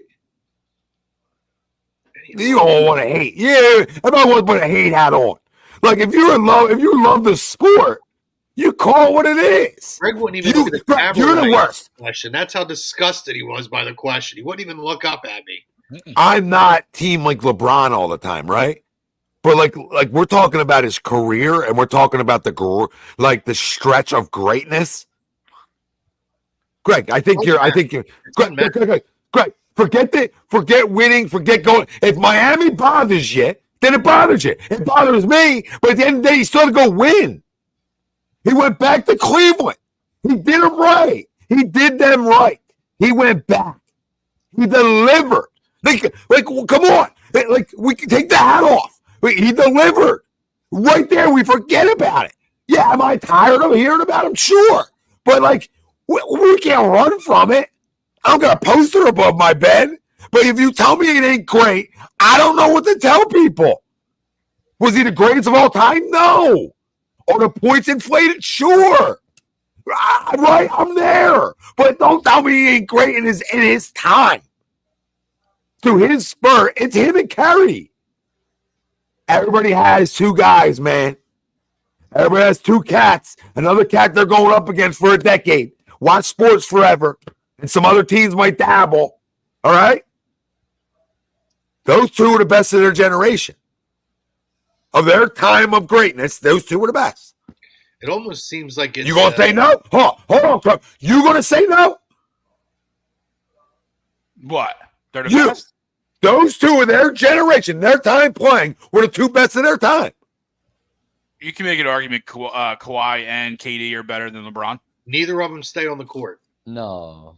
I love KD, bro, but he ain't better than Bron at his best. I get you, but he ain't. Okay. Close. I don't know. Depends. Now I'm fighting for LeBron. I can't believe it, but at the end of the day, like KD went to Golden State. And I'm not saying he wasn't a huge pivotal point of those teams winning. But I mean, I don't even you can throw everything you want at me. It's not going to change my mind. It just is what it is. Golden State, LeBron. You know, it is what it is. I don't care. I don't like the guy. I don't like the guy. Nothing's going to change my mind. I get it, but LeBron went to Miami. He learned how to win, and then he went elsewhere. He went back to Cleveland, and him and Kyrie, because Kyrie was a big part of that. They took their team on their shoulders, and I'm trying to get crazy on the trade machine. Greg, you're the best. You're the best. I'm not going to say it on air. I'm trying to get Wiseman, both Bogdanoviches, and DeJounte Murray. And LeBron. No. But, like, I don't want to go on. I can't believe tonight that I'm doing this. Like I'm not Team King Bronny, right? Like, I'm not. But I feel like I started this to keep it real with people. And if you say he ain't arguably the best of his generation, I just think we didn't watch enough. If he's a legitimate opportunity, like all seriousness, you'd be doing a disservice to your team to not at least make a phone call. An absolute disservice. If the Sixers could have drafted him, would you have? Greg? Probably, just because of what that does to this team. from You Jump would have Street. been model. You would have been. You would have. that. Oh, baby, your whole room would have been a poster. Your whole room would have been a poster. It's like Greg, look at the interior design work he did in here. One Look at that giant King's fathead work. all over the room. All LeBron fatheads all over the room, pasted up on the ceilings, on the walls, on the door. The fact that he had to think about it is all I need to know to his hate hat. Yeah, 100%. I'm the youngest. I'm the young one, but like my Yeah. view of it in the terms of greatness and GOAT and all that, I agree with you. Jordan's the greatest just by watching and learning like The Last Dance, and That's why I love you, Luke, because you pay attention. But I don't know if you're going to agree with what the next part I want to say. I think he's closer to 1 than he is to 3. That's what I've always said. Who, Bronny? I don't think he could ever get to 1, but I think he's closer to 1 than he is to 3. You're saying like over Kobe? Yeah, and over Kareem, whoever you want there. I would agree with you. That's what I say.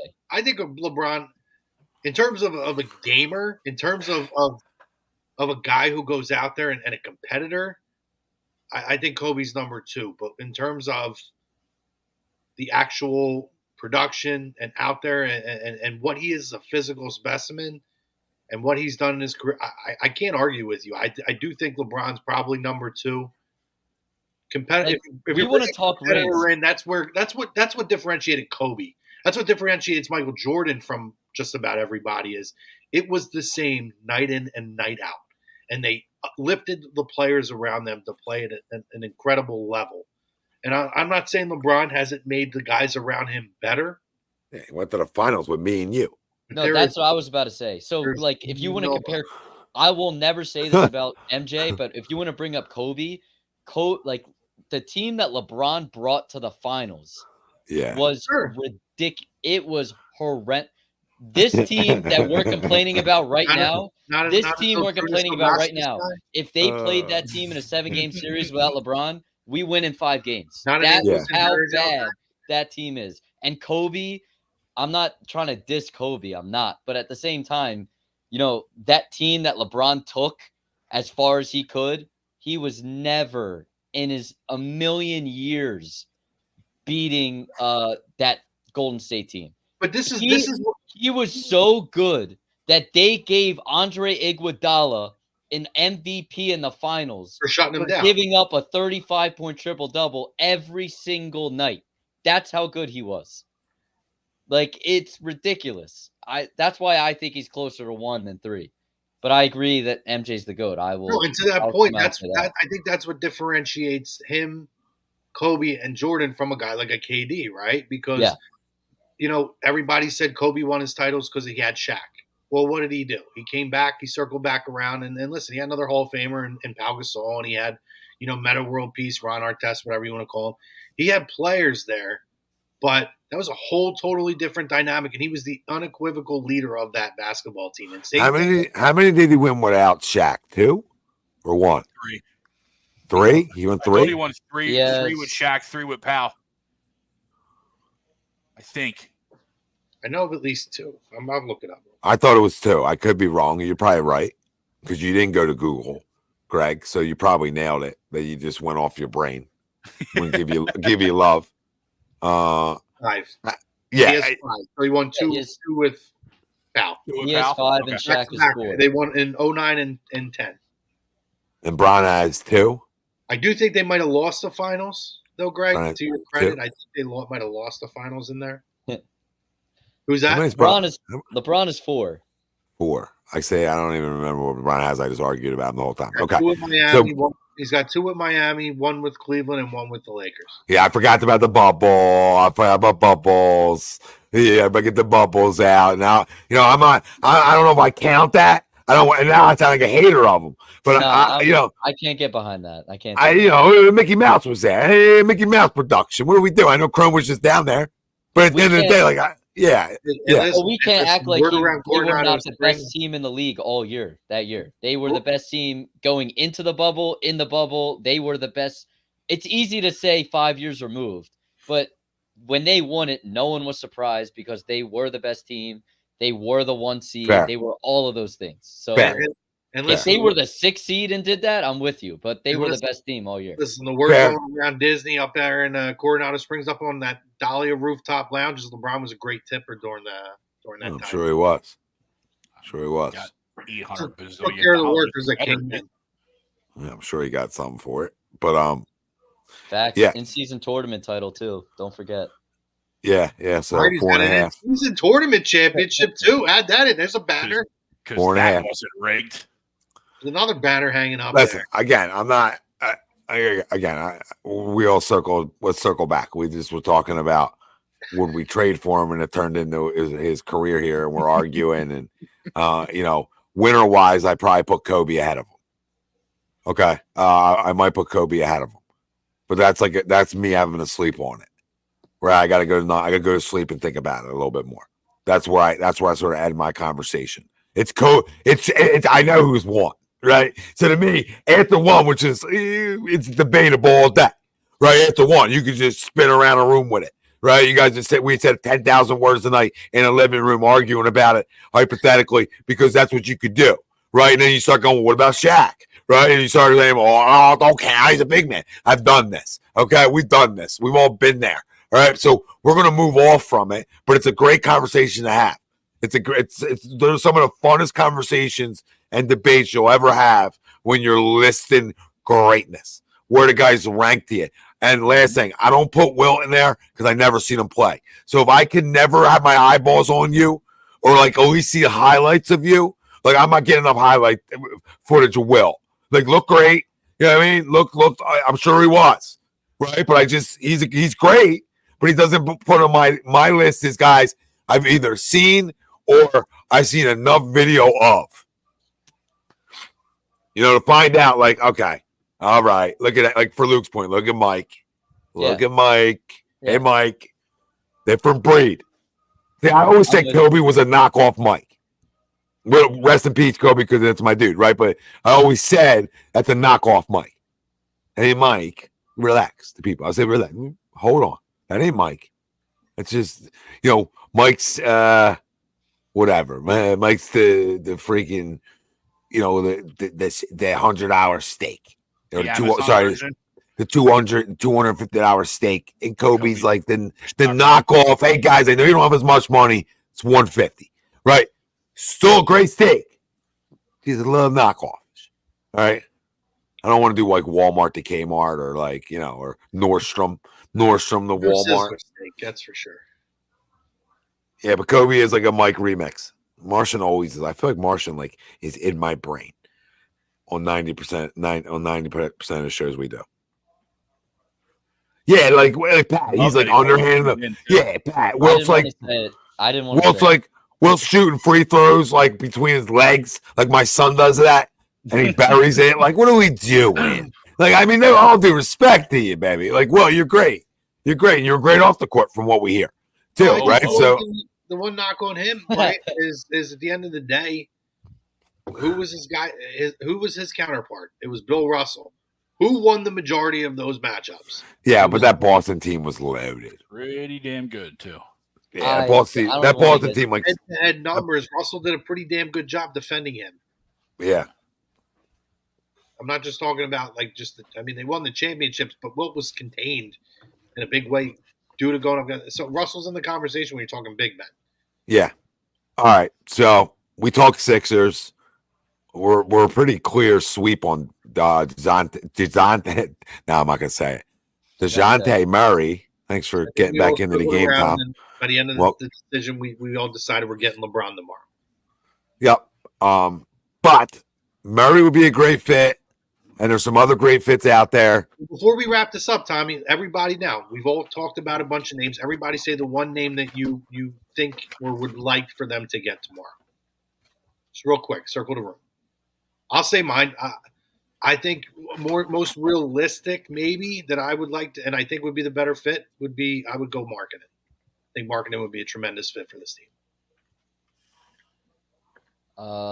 My want, I've said it for the last hour and 25 minutes, is DeJounte, no doubt about it, but I don't think they will. I think you're looking at a Malcolm Brogdon And I would be shocked if Andre Drummond is not a Sixer by the end of the day. I'd be shocked too, honestly. I think it's Hey, Luke, I just wanted to add, like, after listening to your analyzation of what's his name? DeJounte? DeJounte, I'm sorry. Yeah, DeJounte. Yeah, I'm sold on DeJounte, so let's get him. Yeah. Just call him Devontae. It's fine. I'll fit it in better here. You know what I mean? We got to get Devontae on the Eagles. It's fine. Yeah. He won't be mad, and nobody's gonna be mad when he's dropping 22 a night with 10 dimes. And then when Embiid comes back, he has like 18 dimes a night. Bucket, bucket, bucket, Joe. Bucket, bucket, bucket, Joe. All right. So hit the like, subscribe, follow, and then finish off who you want. I'll go Caruso just to be Caruso. different. But I What's love the plan we say? Marketing and Murray are great. When we're done this, I'm going to give you my crazy trade that went through. So you'll go Caruso. Just to be different, yeah. Family, tell us what you want. Blake, one guy you want tomorrow. I guess the guy I just mentioned. All right, he's married too, so now I gotta go. Yeah, married. I gotta go. I mean, that's who I want as my number one. I'm definitely happy with marketing. No one's mentioned Clarkson yet, I don't think he's room to come here, but he's a Greg did, I think. Oh, Greg did. You threw his name. Yeah, I just threw him out there. If you're going to the Jazz, why not package them together? I think that would be the Nick by the end of tomorrow is what it seems like. But that's not fun. But I would love to get my paws on them. Right? I would love to get I would love to wake up tomorrow with marketing and Clarkson. That'd be nice. I'll wake up with a little bit of a little something in the shorts. You know what I mean? Wake up a little happy pants. Yes, sir. Happy pants in the morning. You end up with one of those. Don't come within 3 feet of me. I'm gonna have the hugest basketball erection you'll ever see. Oh boy! If wait, what's Good this? thing you're not in Disney I'm anymore. one of those guys. I'm telling you right now. Don't come within 3 feet of me because I'm gonna be walking around with the biggest basketball erection you'll ever see. Yeah, thank God that news didn't break down in Disney, right? Yeah. Thank God we're not in Disney anymore. You don't want Mickey. Mickey don't need to see that. Mickey don't need to be Things around. could have got interesting for the Cromer. I'm an annual pass holder. I'm trying not to get booted. My life might be over if I lose my Disney annual pass. Yeah, Martian. He's talking 3 feet. Like comment to that one. Like he's a horse. I mean, this guy like a chrome. My basketball one's that big. Yeah, his Drake video is pretty crazy. I don't know if you guys seen that. Yeah, it is. I didn't. Pat says Morey traded Harden at 2 a.m. Yeah, we talked about it. Don't be surprised if you wake up and see him breaking news. Well, Greg's going to be up. We know Greg's going to be up watching NCIS. It's on right now. So, yeah, I mean, Greg, there's not you. How have you not finished it? Oh, I watch all repeats. They're back to season 1 now. Oh, my God. What channel you got on? I know. It's Wii TV. Weed? Wii TV. Oh, Wii TV. I'm like, you down in Florida letting your hair down. Yeah. You let your hair down a little bit. Let your hair down. Let your hair. All right. Oh, God. So, man, you know how this goes. As soon as you're like, end stream, my phone's going to freaking go ballistic. Woj bomb hits. Yep, and somebody we didn't talk about. Usually it's like something like that, or like the wrestling show's on when it comes on, and they can't talk about it. Well, we're gonna start delivering you guys those types of things in like 10-minute videos that you'll get right after the fact. So we're gonna try to give you some of that kind of stuff too on the side, a little side piece for everybody. All right, so make sure you're hitting the like, subscribe, follow, turn your damn alerts on. All right, Super Bowl time. Who you guys got? Give me a crazy trade. Yeah. Here's a crazy trade that nets us both Bogdanoviches, DeJounte, and James Wiseman. Wanted to throw a big in there to see what we can get out of him. Okay. We're sending the Hawks Morris, Covington, Melton, and Springer. And we're sending the Pistons Batum, Furky, House, Mo Bamba, and KJ Martin. The entire team. The entire team goes. I hate James Wiseman. Hate. I just want to see what it is, and we can use it big. I'm a new DraftKings customer, and I've dumb enough to be like, today's the day the Pistons win. He is impossible to watch play basketball. He is. I don't horrendous. disagree with you. I know they're not trading Jalen Durant, so I was going. Yeah, he's worse than Paul Reed. I'll guarantee you that. Well, let's put them on the floor together and Yeah. see what kind of shit show we can get into. Might as well have fun. Right. That worked money wise. It took a lot to get that together. But that'd be funny. Well, Bams is going to be on Weed TV.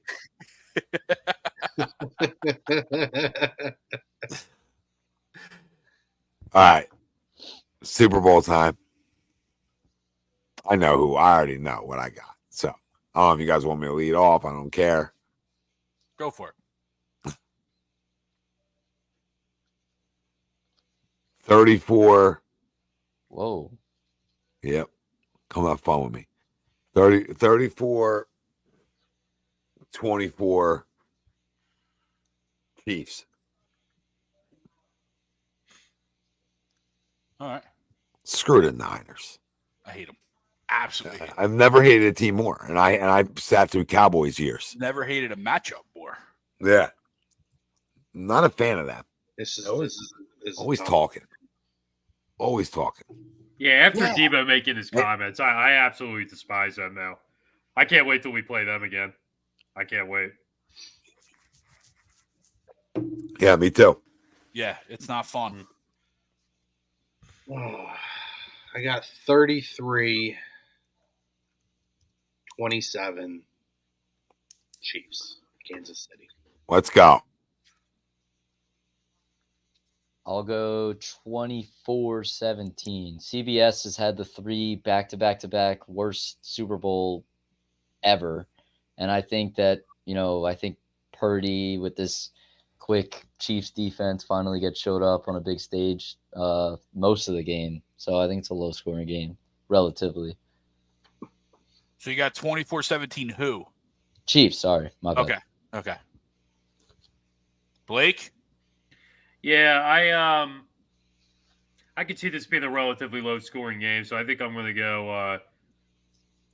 Chiefs 17, 49ers 6. Oh my! Whoa! Wow. Yeah, 6. Oh Hey, my! welcome to the show. Holy! Chiefs defense comes to play. Yeah, I'd say so.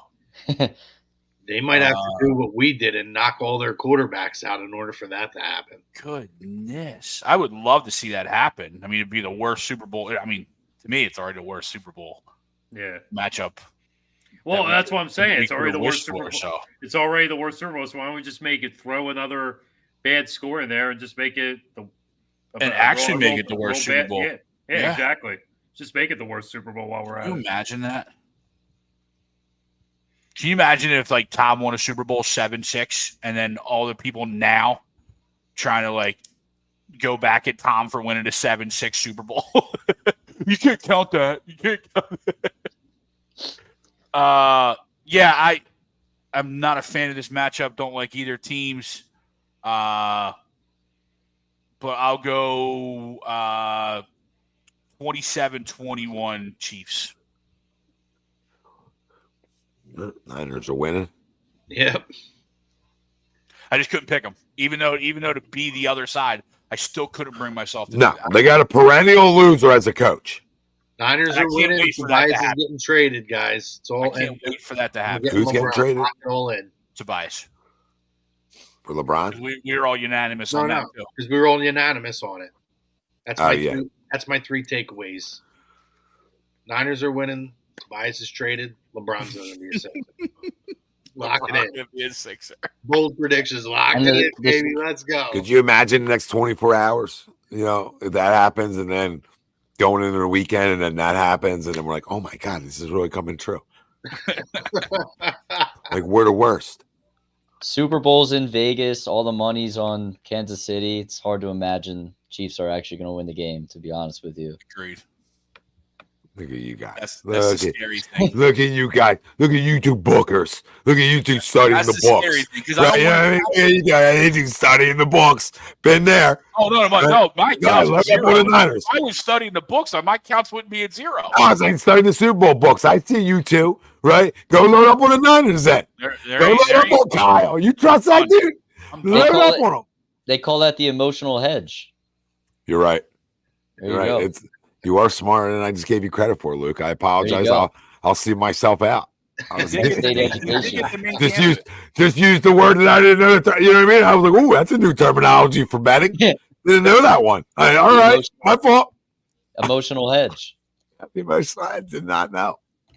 Wow, I don't use that, by the way. I might start. A lot of knowledge on us tonight. I'm just saying. Banner night for you tonight, Luke, on this show. I got to tell you. Really came to play. You know what I mean? You want to talk about guys coming to play, really showing up when the lights are the brightest, right? We talk about Top Gun. That's my Sixers trade deadline. That's my thing. I mean, you're coming in a strong competitor tonight. I feel like we need him to go in and give this Sixers team a pep talk. You know what I mean? I'd take a job in the front Fire office. him up.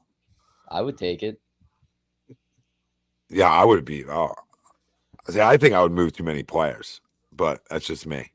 I think I get arrested for punching him in the damn head for not giving up a first-round pick for DeJounte Murray. Oh, you mean arrested that way? I thought you were going punching players in the head for not performing.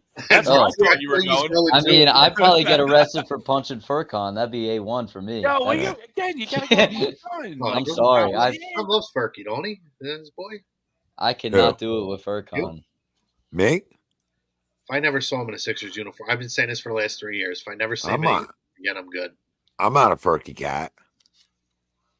Like, I'm not anti-Furky, but I'm also not like, oh my God. I think out of all the nonsense we've dealt with Ben Simmons and you name it, I think the funniest thing we've done as a team is have this guy request a trade 4 different times, extend him in the middle of it, and he's still here. It's ridiculous. It is crazy. I think Greg. And he doesn't even play regularly. He doesn't even play. Like he doesn't even like get regular run. Greg, you might get this reference, but he's almost like the JTG of the Sixers. Yeah. Yeah, did not get the reference. Yeah, I want to get your guys' opinion on something because I didn't get a chance to touch on this last week because I wasn't on. All right, so we know what's going on with Joel Embiid. We know what's going on with the injury now. He's had the surgery. It's successful. Do you think him playing in that game against Golden State, you think that was more he wanted to play or you think it was more he was feeling the pressure from the media? Because, look, I don't like to blame the media for, like, an injury. But I really didn't like how the media came out and said, "Oh, he's trying not to play soft." He was legitimately injured, and that's why I feel like, maybe if you hold him out for that game, you give him like an extra couple days. Maybe he's good. Maybe those extra 2 days, makes a difference, and he can be good to go when you're playing Utah in that game you just barely won. When since we've been 1-7 the last 8. So I don't know. What'd you guys think? Twitter. That was Twitter, Yeah. 1,000,000%. That's I him agree. on his damn phone, looking at all that stuff about the MVP, not playing enough games, dodging opponents, and wanting to play in that game. 100%. Yeah. I think a lot of it's the media too, because I mean, Well, that's basically what I'm saying. Yeah. I mean, LeBron made a. I think LeBron nailed it on the head, and he called out the entire sports media world out on the floor because everything was. This guy's not he doesn't want to step out on the court. He's soft. We're getting back to the, coddling him deal. And listen, the guy was he had no business being on the court. No, he didn't. That's what I'm saying. And then, and Chrome, to your point on that, this is like one of the few times I don't agree with LeBron on a lot of stuff, but when he came out and said that about the media, I had to agree with him 100% on that because I think the media really, made a big deal out of something that really shouldn't have been a big deal to begin with. Go ahead. No, I was just going to finish. The guy was legitimately hurt. I mean, he wasn't trying to hold out. He wasn't trying to not play. He was legitimately hurt. That's why I'm watching that game against Golden State last week. Why is he on the court? Why is he playing? You can see he's legitimately hurt. It just didn't make any sense to me. That's all. No, you're right. I mean, if I said last week, if you have eyeballs when me and Greg were on, it's a no-brainer. I mean, you guys didn't get a chance to touch on it. But me and Greg were like, dude, I mean, as soon as you saw him try to jump, I'm like, I'm getting the whistle blown. I can't run to the scores table quick enough. Give me a timeout. Give me a timeout because he's coming out of a basketball game. You got to protect guys from themselves. So when Joel, one, obviously, listen, to play at this level and to play that well, and to be like that's when you're on the court, right? Like you're a competitor, right? You want to compete. You want to be out there. Okay? So I'll say that for any guy who puts up big numbers and gets better. Make sense? If you're getting better and putting up big numbers, it means you love what you're doing. Okay? So knowing that, and then Luke brings up Twitter, and then we bring up the media, which all tie into to each other. I mean, Twitter absolutely had a part in this, and not just the media people, but just regular people. Yeah. Like regular people just either destroying them. You had people saying it's, guys hurt. And I felt like he felt the pressure, like of just the constant, well, he's got 8 games. And then he said it. And then what alarmed me, not alarmed me like in a negative way, just like alarmed me is he mentioned like at one point how many games he had left. He didn't do that all year. He wasn't talking about it. Now somebody sort of brought it up in a way, but it still was like, man, maybe he does care about it a little bit, right? Like enough to care about it. And I get it. I would too as a player, but I'll try to not ever make it like public that I care about it, right? I'll try to keep that just internally. But either way, he felt the pressure to go out and play. And then as an organization and as a coach and a staff, you have to protect the player from themselves. I do it all the time, guys. Greg did it all the time in the coaching world, right? Like I got to protect kids. I got kids that get banged up, different things, and they want to compete, man. And you know what I mean? You're talking about young athletes that want to compete. What do you think the best of the best want to do? And they want to play. I mean, think about guys you played sports with. Like people want to play. You have your guys out there that don't care either way, but those guys are nobodies. Right? But anybody of substance usually wanted to play. So when you're putting the pressure to play on a guy, what do you want him to do? You're not going to play? He's going to try it. He's going to try to give it a go. And as soon as you saw that he wasn't himself in any way, at halftime, Joe, that's it for tonight. That's it. I don't care what Twitter says when you coming out of the game. That's it. We're trying to win a championship. That's it. It's over. I mean, we're gonna get you right, dude. That's what matters. Game at that point too, right? We said that you said that last week, right? Yeah, and then somebody called me. Yep, somebody called me a pussification of America on Facebook. Like, see, that's what he's dealing with, right? That's the scrutiny he's dealing with. So I'm telling you, you want a pussification of America? Be my guest, baby. But that's not what I was talking about. What I was saying is when I'm down 10 with 3 minutes to go, right, or whatever it was, like that game was over, or 12, whatever we were down, okay? That game you knew, if you have a feel for life, which some guys that talk about pussification of America don't have a feel for life inside the game, right? They're good box score guys or whatever they are. And what I am is a feeler. I feel it, all right? And what you all felt was that it was over. So you said to yourself, even before he got hurt, why is he still playing? He's not playing well. We played better tonight when he wasn't on the court. Why is he still playing?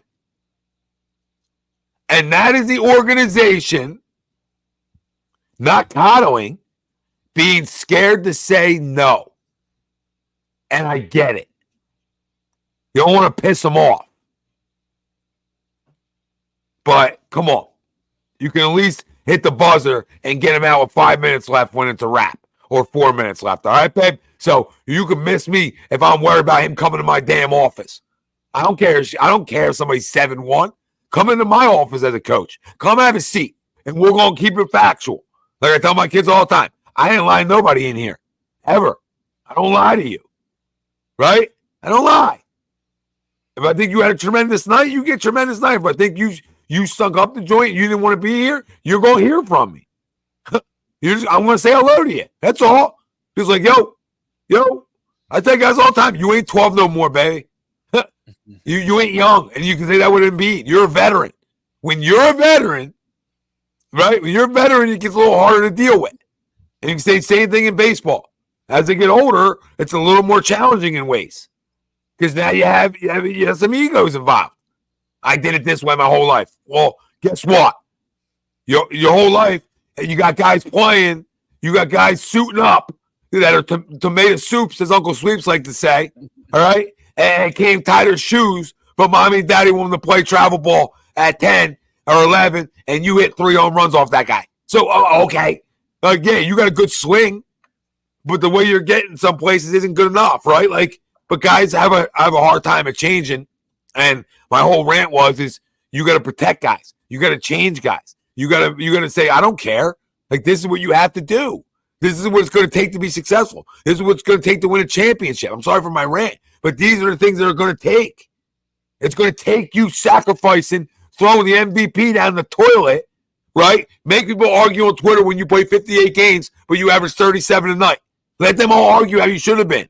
Cool. Go win a championship, and now nobody can take it away, no matter how many games you play in the regular season.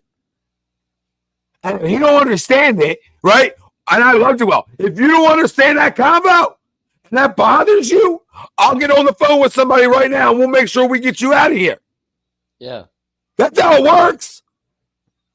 So you miss me with scared shit. You miss me with all the rest. You're either a coach and a leader of men, or you're not. You can be all systematically great, but he's got a history of running guys too long.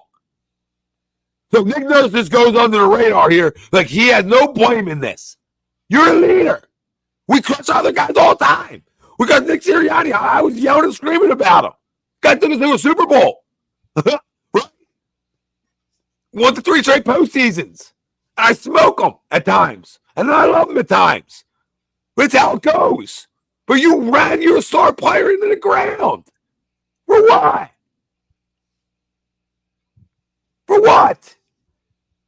You talk about Ricky Waters, baby. And anybody don't know? Google it. That little Ricky Waters. For who, for what is what I'm talking about when it comes to Joel Embiid in the regular season. It's just get your cardio in. It's a get a cardio run. That's all it is. It ain't not more than that anymore. And get up your shots, feel good, win games, be ready to go when the middle of April hits. And if he don't understand it again, then get on the phone. Hey, New York, I'll trade him right in the division because I know he don't care about winning. See ya. Yeah. And See ya. as fans, let's also not be scared to call BS on one of our star players too, because it came just coincidentally, it came out a week before that, where some interview they asked him, do you care about winning the MVP? And he said no. And now this happens, and now it's like, well, who do we believe? I'm not saying I am calling BS, but I'm not running away from that take at all. Yeah, but I do think there is a level of pressure, even if maybe that's not the main concern. But there is a level of pressure. And again, this is where it circles back to the media with the rule change and everything, to where when you're having a season at the level that man is having this year, to try to justify, like the first year we're implementing this rule and we're already going to be putting a smudge on this MVP because somebody else wins it because he just happens to not play enough games and he's clearly the best player in the league. It's a whole other conversation. So but they voted for it though, and they signed it. I get it. They're already talking about trying to find a way to rework that rule. How about this? Stay healthy. You're right. I can't baby a rule for nobody. All right. Normally I'm with you, but that injury, that's Kuminga falling on his leg. Like other injuries, like the first 3 years of his career. Who me? You're saying? No, I'm just saying like the first 3 years of his career where he didn't learn how to dunk and land on 2 feet. Yeah, stay healthy. But this injury is it's he's weird. on the floor and someone's falling on his leg. There's a body of work, baby. This ain't the first rodeo. If you're telling me it's the first injury and that's the reason you don't get to 65, then I'm right with you. But there's been a body of work. We can't run from it. There's a history here. It is. Come on. I agree with you. That's a freak injury, right? Just like the Siakam elbow and other things. Yeah. Face, he's had freak injuries, but they build up the freak and then the knees, and it's all built up. Right. What I'm saying is the reason it's built up is because the Sixers medical training, whoever this lies on, did not teach him how to dunk a basketball properly until his 3rd year playing in the league. No one remembers this. he did not know how to dunk a basketball. When he dunked the ball, he would land on one leg and it out for 3 games. It was ridiculous. Every time he dunked the ball, it was crazy. And now we're stacking up. Because they didn't want to take the time when he was 26, 27 years old to say, you should learn how to dunk the ball. You're 7'2". Yeah, listen, that's a whole nother convo for another night, is the fact that this organization tried teaching the guy how to fall. Like, what do we want to be on the ground for anyway? Right? Like, if I'm that big, I don't want to really land on the ground. Why are we landing on the ground? So it just goes to the inept, that how inept this organization's been through this entire process, right? This isn't the first time of just ineptitude throughout, right? I agree, Vance. Everything's Nick's fault. Yeah, Phil, and he's always been clumsy, brother. He's just a clumsy cat. So we got about 10 minutes left, William, and we're going to wrap it up for tonight. Just trying to hit a mark. But if you're still joining us, hit the like, subscribe, follow. We're here to talk to you. You got anything more you want to get off your chest? That's it. Yeah, Martian. It's like the program for my older cats out there, right? It's a program. You walk around with the football, right? So you don't fumble. It's the same thing with Joel Embiid. Yeah, we're going to teach you how to fall properly. What? We teach you how to fall. Maybe they need to send him to the same MMA class that Tua Tagovailoa went to. Yeah, how about we just don't fall? God bless you. Like, football is different, right? Like, football is like a different type of fall. But when you're talking about like NBA guys, like if I'm 6 foot, yeah, I'm gonna try to be on the ground a lot. I'm trying to get calls. But I'm 7'1". I'm gonna go through you. It's a long way to go down when you're that tall. Well, Yeah, football. How much was Shaq on the ground? You're learning how to get hit in football. Yeah. In basketball, you're learning the right way to sell a foul. The two completely different things. You don't. Yeah, you're looking for ways to draw contact. Look at the best foul baiters in the history of basketball. They're not necessarily injury prone. That's a new word. Luke's coming up with new words. It's a banner night. I'm telling This you. guy's. Foul. I mean, I brought up Top Gun in the group earlier, right? And this guy went right to Webster's. You know what I mean? And I brought up Top Gun, and this guy did his homework. I mean, you want to talk about? I said it earlier. You want to talk about a tremendous competitor? I mean, he's on it tonight because I thought Top Gun was a great reference, right? Like, we need a lot of. We'll take every pilot. We're pilot open, but pilot's got to come. Not, you know what I mean by that. So nobody. I know Martian's already. You know what I mean? He's already typing. He heard the word. Listen, I mean, we could talk about Joel's injury career, his whole life. I mean, that's what we have to understand now. It's the body of work, and if we're going to keep him around, we have to put things around him to make his body of work easier on him. Okay, if we really want to win, do we want to win? If you really want to win, you go get me Mr. Murray from Atlanta, and let's go win. Let's go win. Because now you're given the ability to allow him to breathe more, not just now, but down the road, next year, the year after. You're allowing him to take a back seat a little bit and not feel like he has to play 35 minutes a night. Now you can go get 28 points in 25 minutes. It's the same value. It's the same points per minute he gives you. That's what he does. If he's healthy, and he plays 20 minutes, he's giving you 24 points most likely. So if I'm winning and I have those 3 other guys, okay, hypothetically, I can breathe him more. Put him back in a close if it gets close, right? You can do more things like that. You be creative with them. I'm not saying you're sitting them. You guys get where I'm going with it. Yeah. You limit minutes. You limit the back-to-backs. You do those things. Who cares? You don't play back-to-backs in the playoffs. So why does he need to be conditioned differently? He doesn't. All right. Oh, Timberwolves made a trade. I gotta go get Roji. That was earlier today. That was Shake. Our guy Shake was dealt to Detroit. Prayers up to Shake him. had to go to Detroit, man. Yep. Prayers up to him. That's where it's come to for him. I mean, at least he made his bag, so at least he's making money while doing it. But Yeah, they made a trade earlier today. Boston made a trade earlier today. Believe that's it. Yeah, Troy Detroit. Brown. Yeah. Detroit made 2 trades today, I think. Well, listen, Martian, it's an amazing show because you guys, we're just here. We're here to chat it up with you, spit it with you. Boston did make a solid trade. Phil, you're right. Yep, they sent Shake to the doghouse, KZ. See you, Shaky.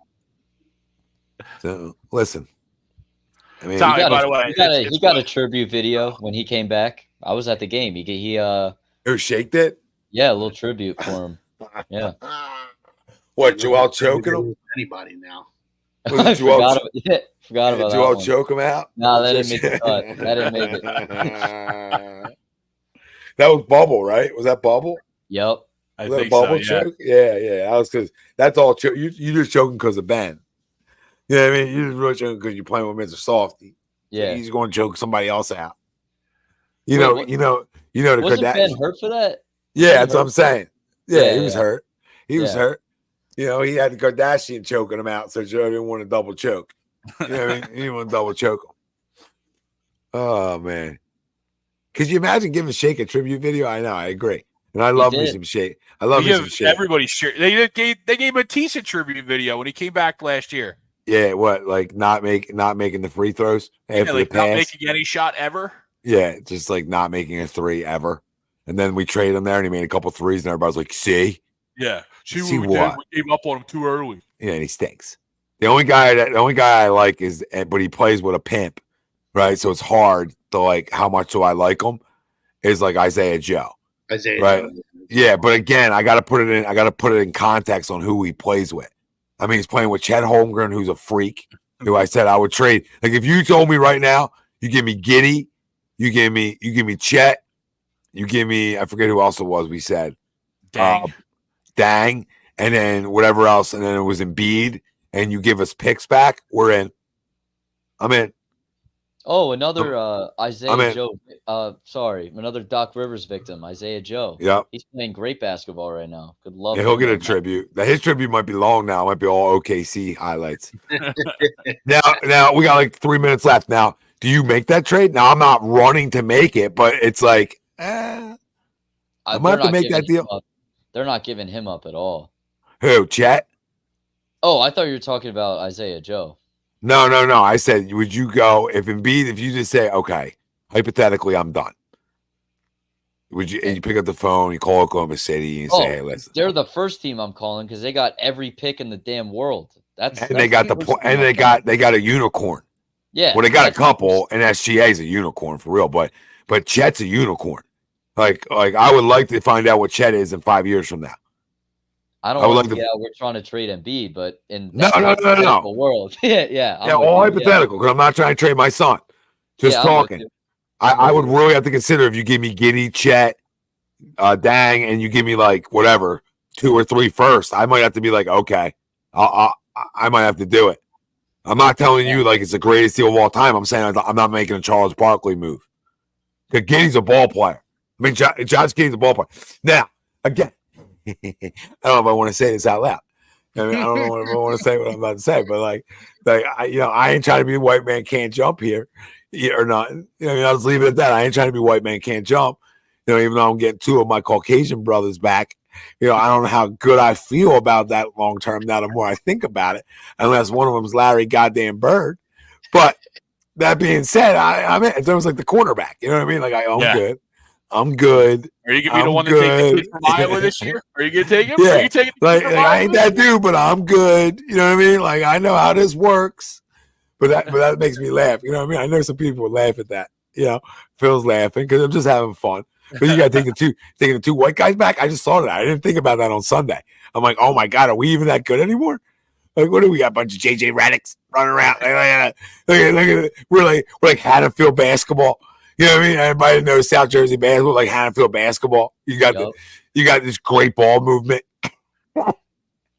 Just everybody's moving the basketball. Like I'm in now. I'm in. I got Tyrese still, so I'm good. You know what I mean? Haddonfield, that's so funny. Oh my We're God. good. We're good with Tyrese, though. But that's the deal I think I have to make. Like, if it came to it, you put the gun, it gets over with 30 seconds left. It's over. You guys make it? Yes or no? Yes. Hurry up. Yes. Over everyone else, yeah. That's the team I'm calling. Yeah. Yeah, definitely. All right. Here we go. White Man Can't Jump here on A2D Wednesday nights. Brought to you by Royal Billiard, the premier game room store of Delaware Valley. Located 515 Bethlehem Pike, Colmar, PA. Visible on the web, royalbilliard.com. For Chrome, Luke, Greg, Blake, I'm Tom. We love you. We out.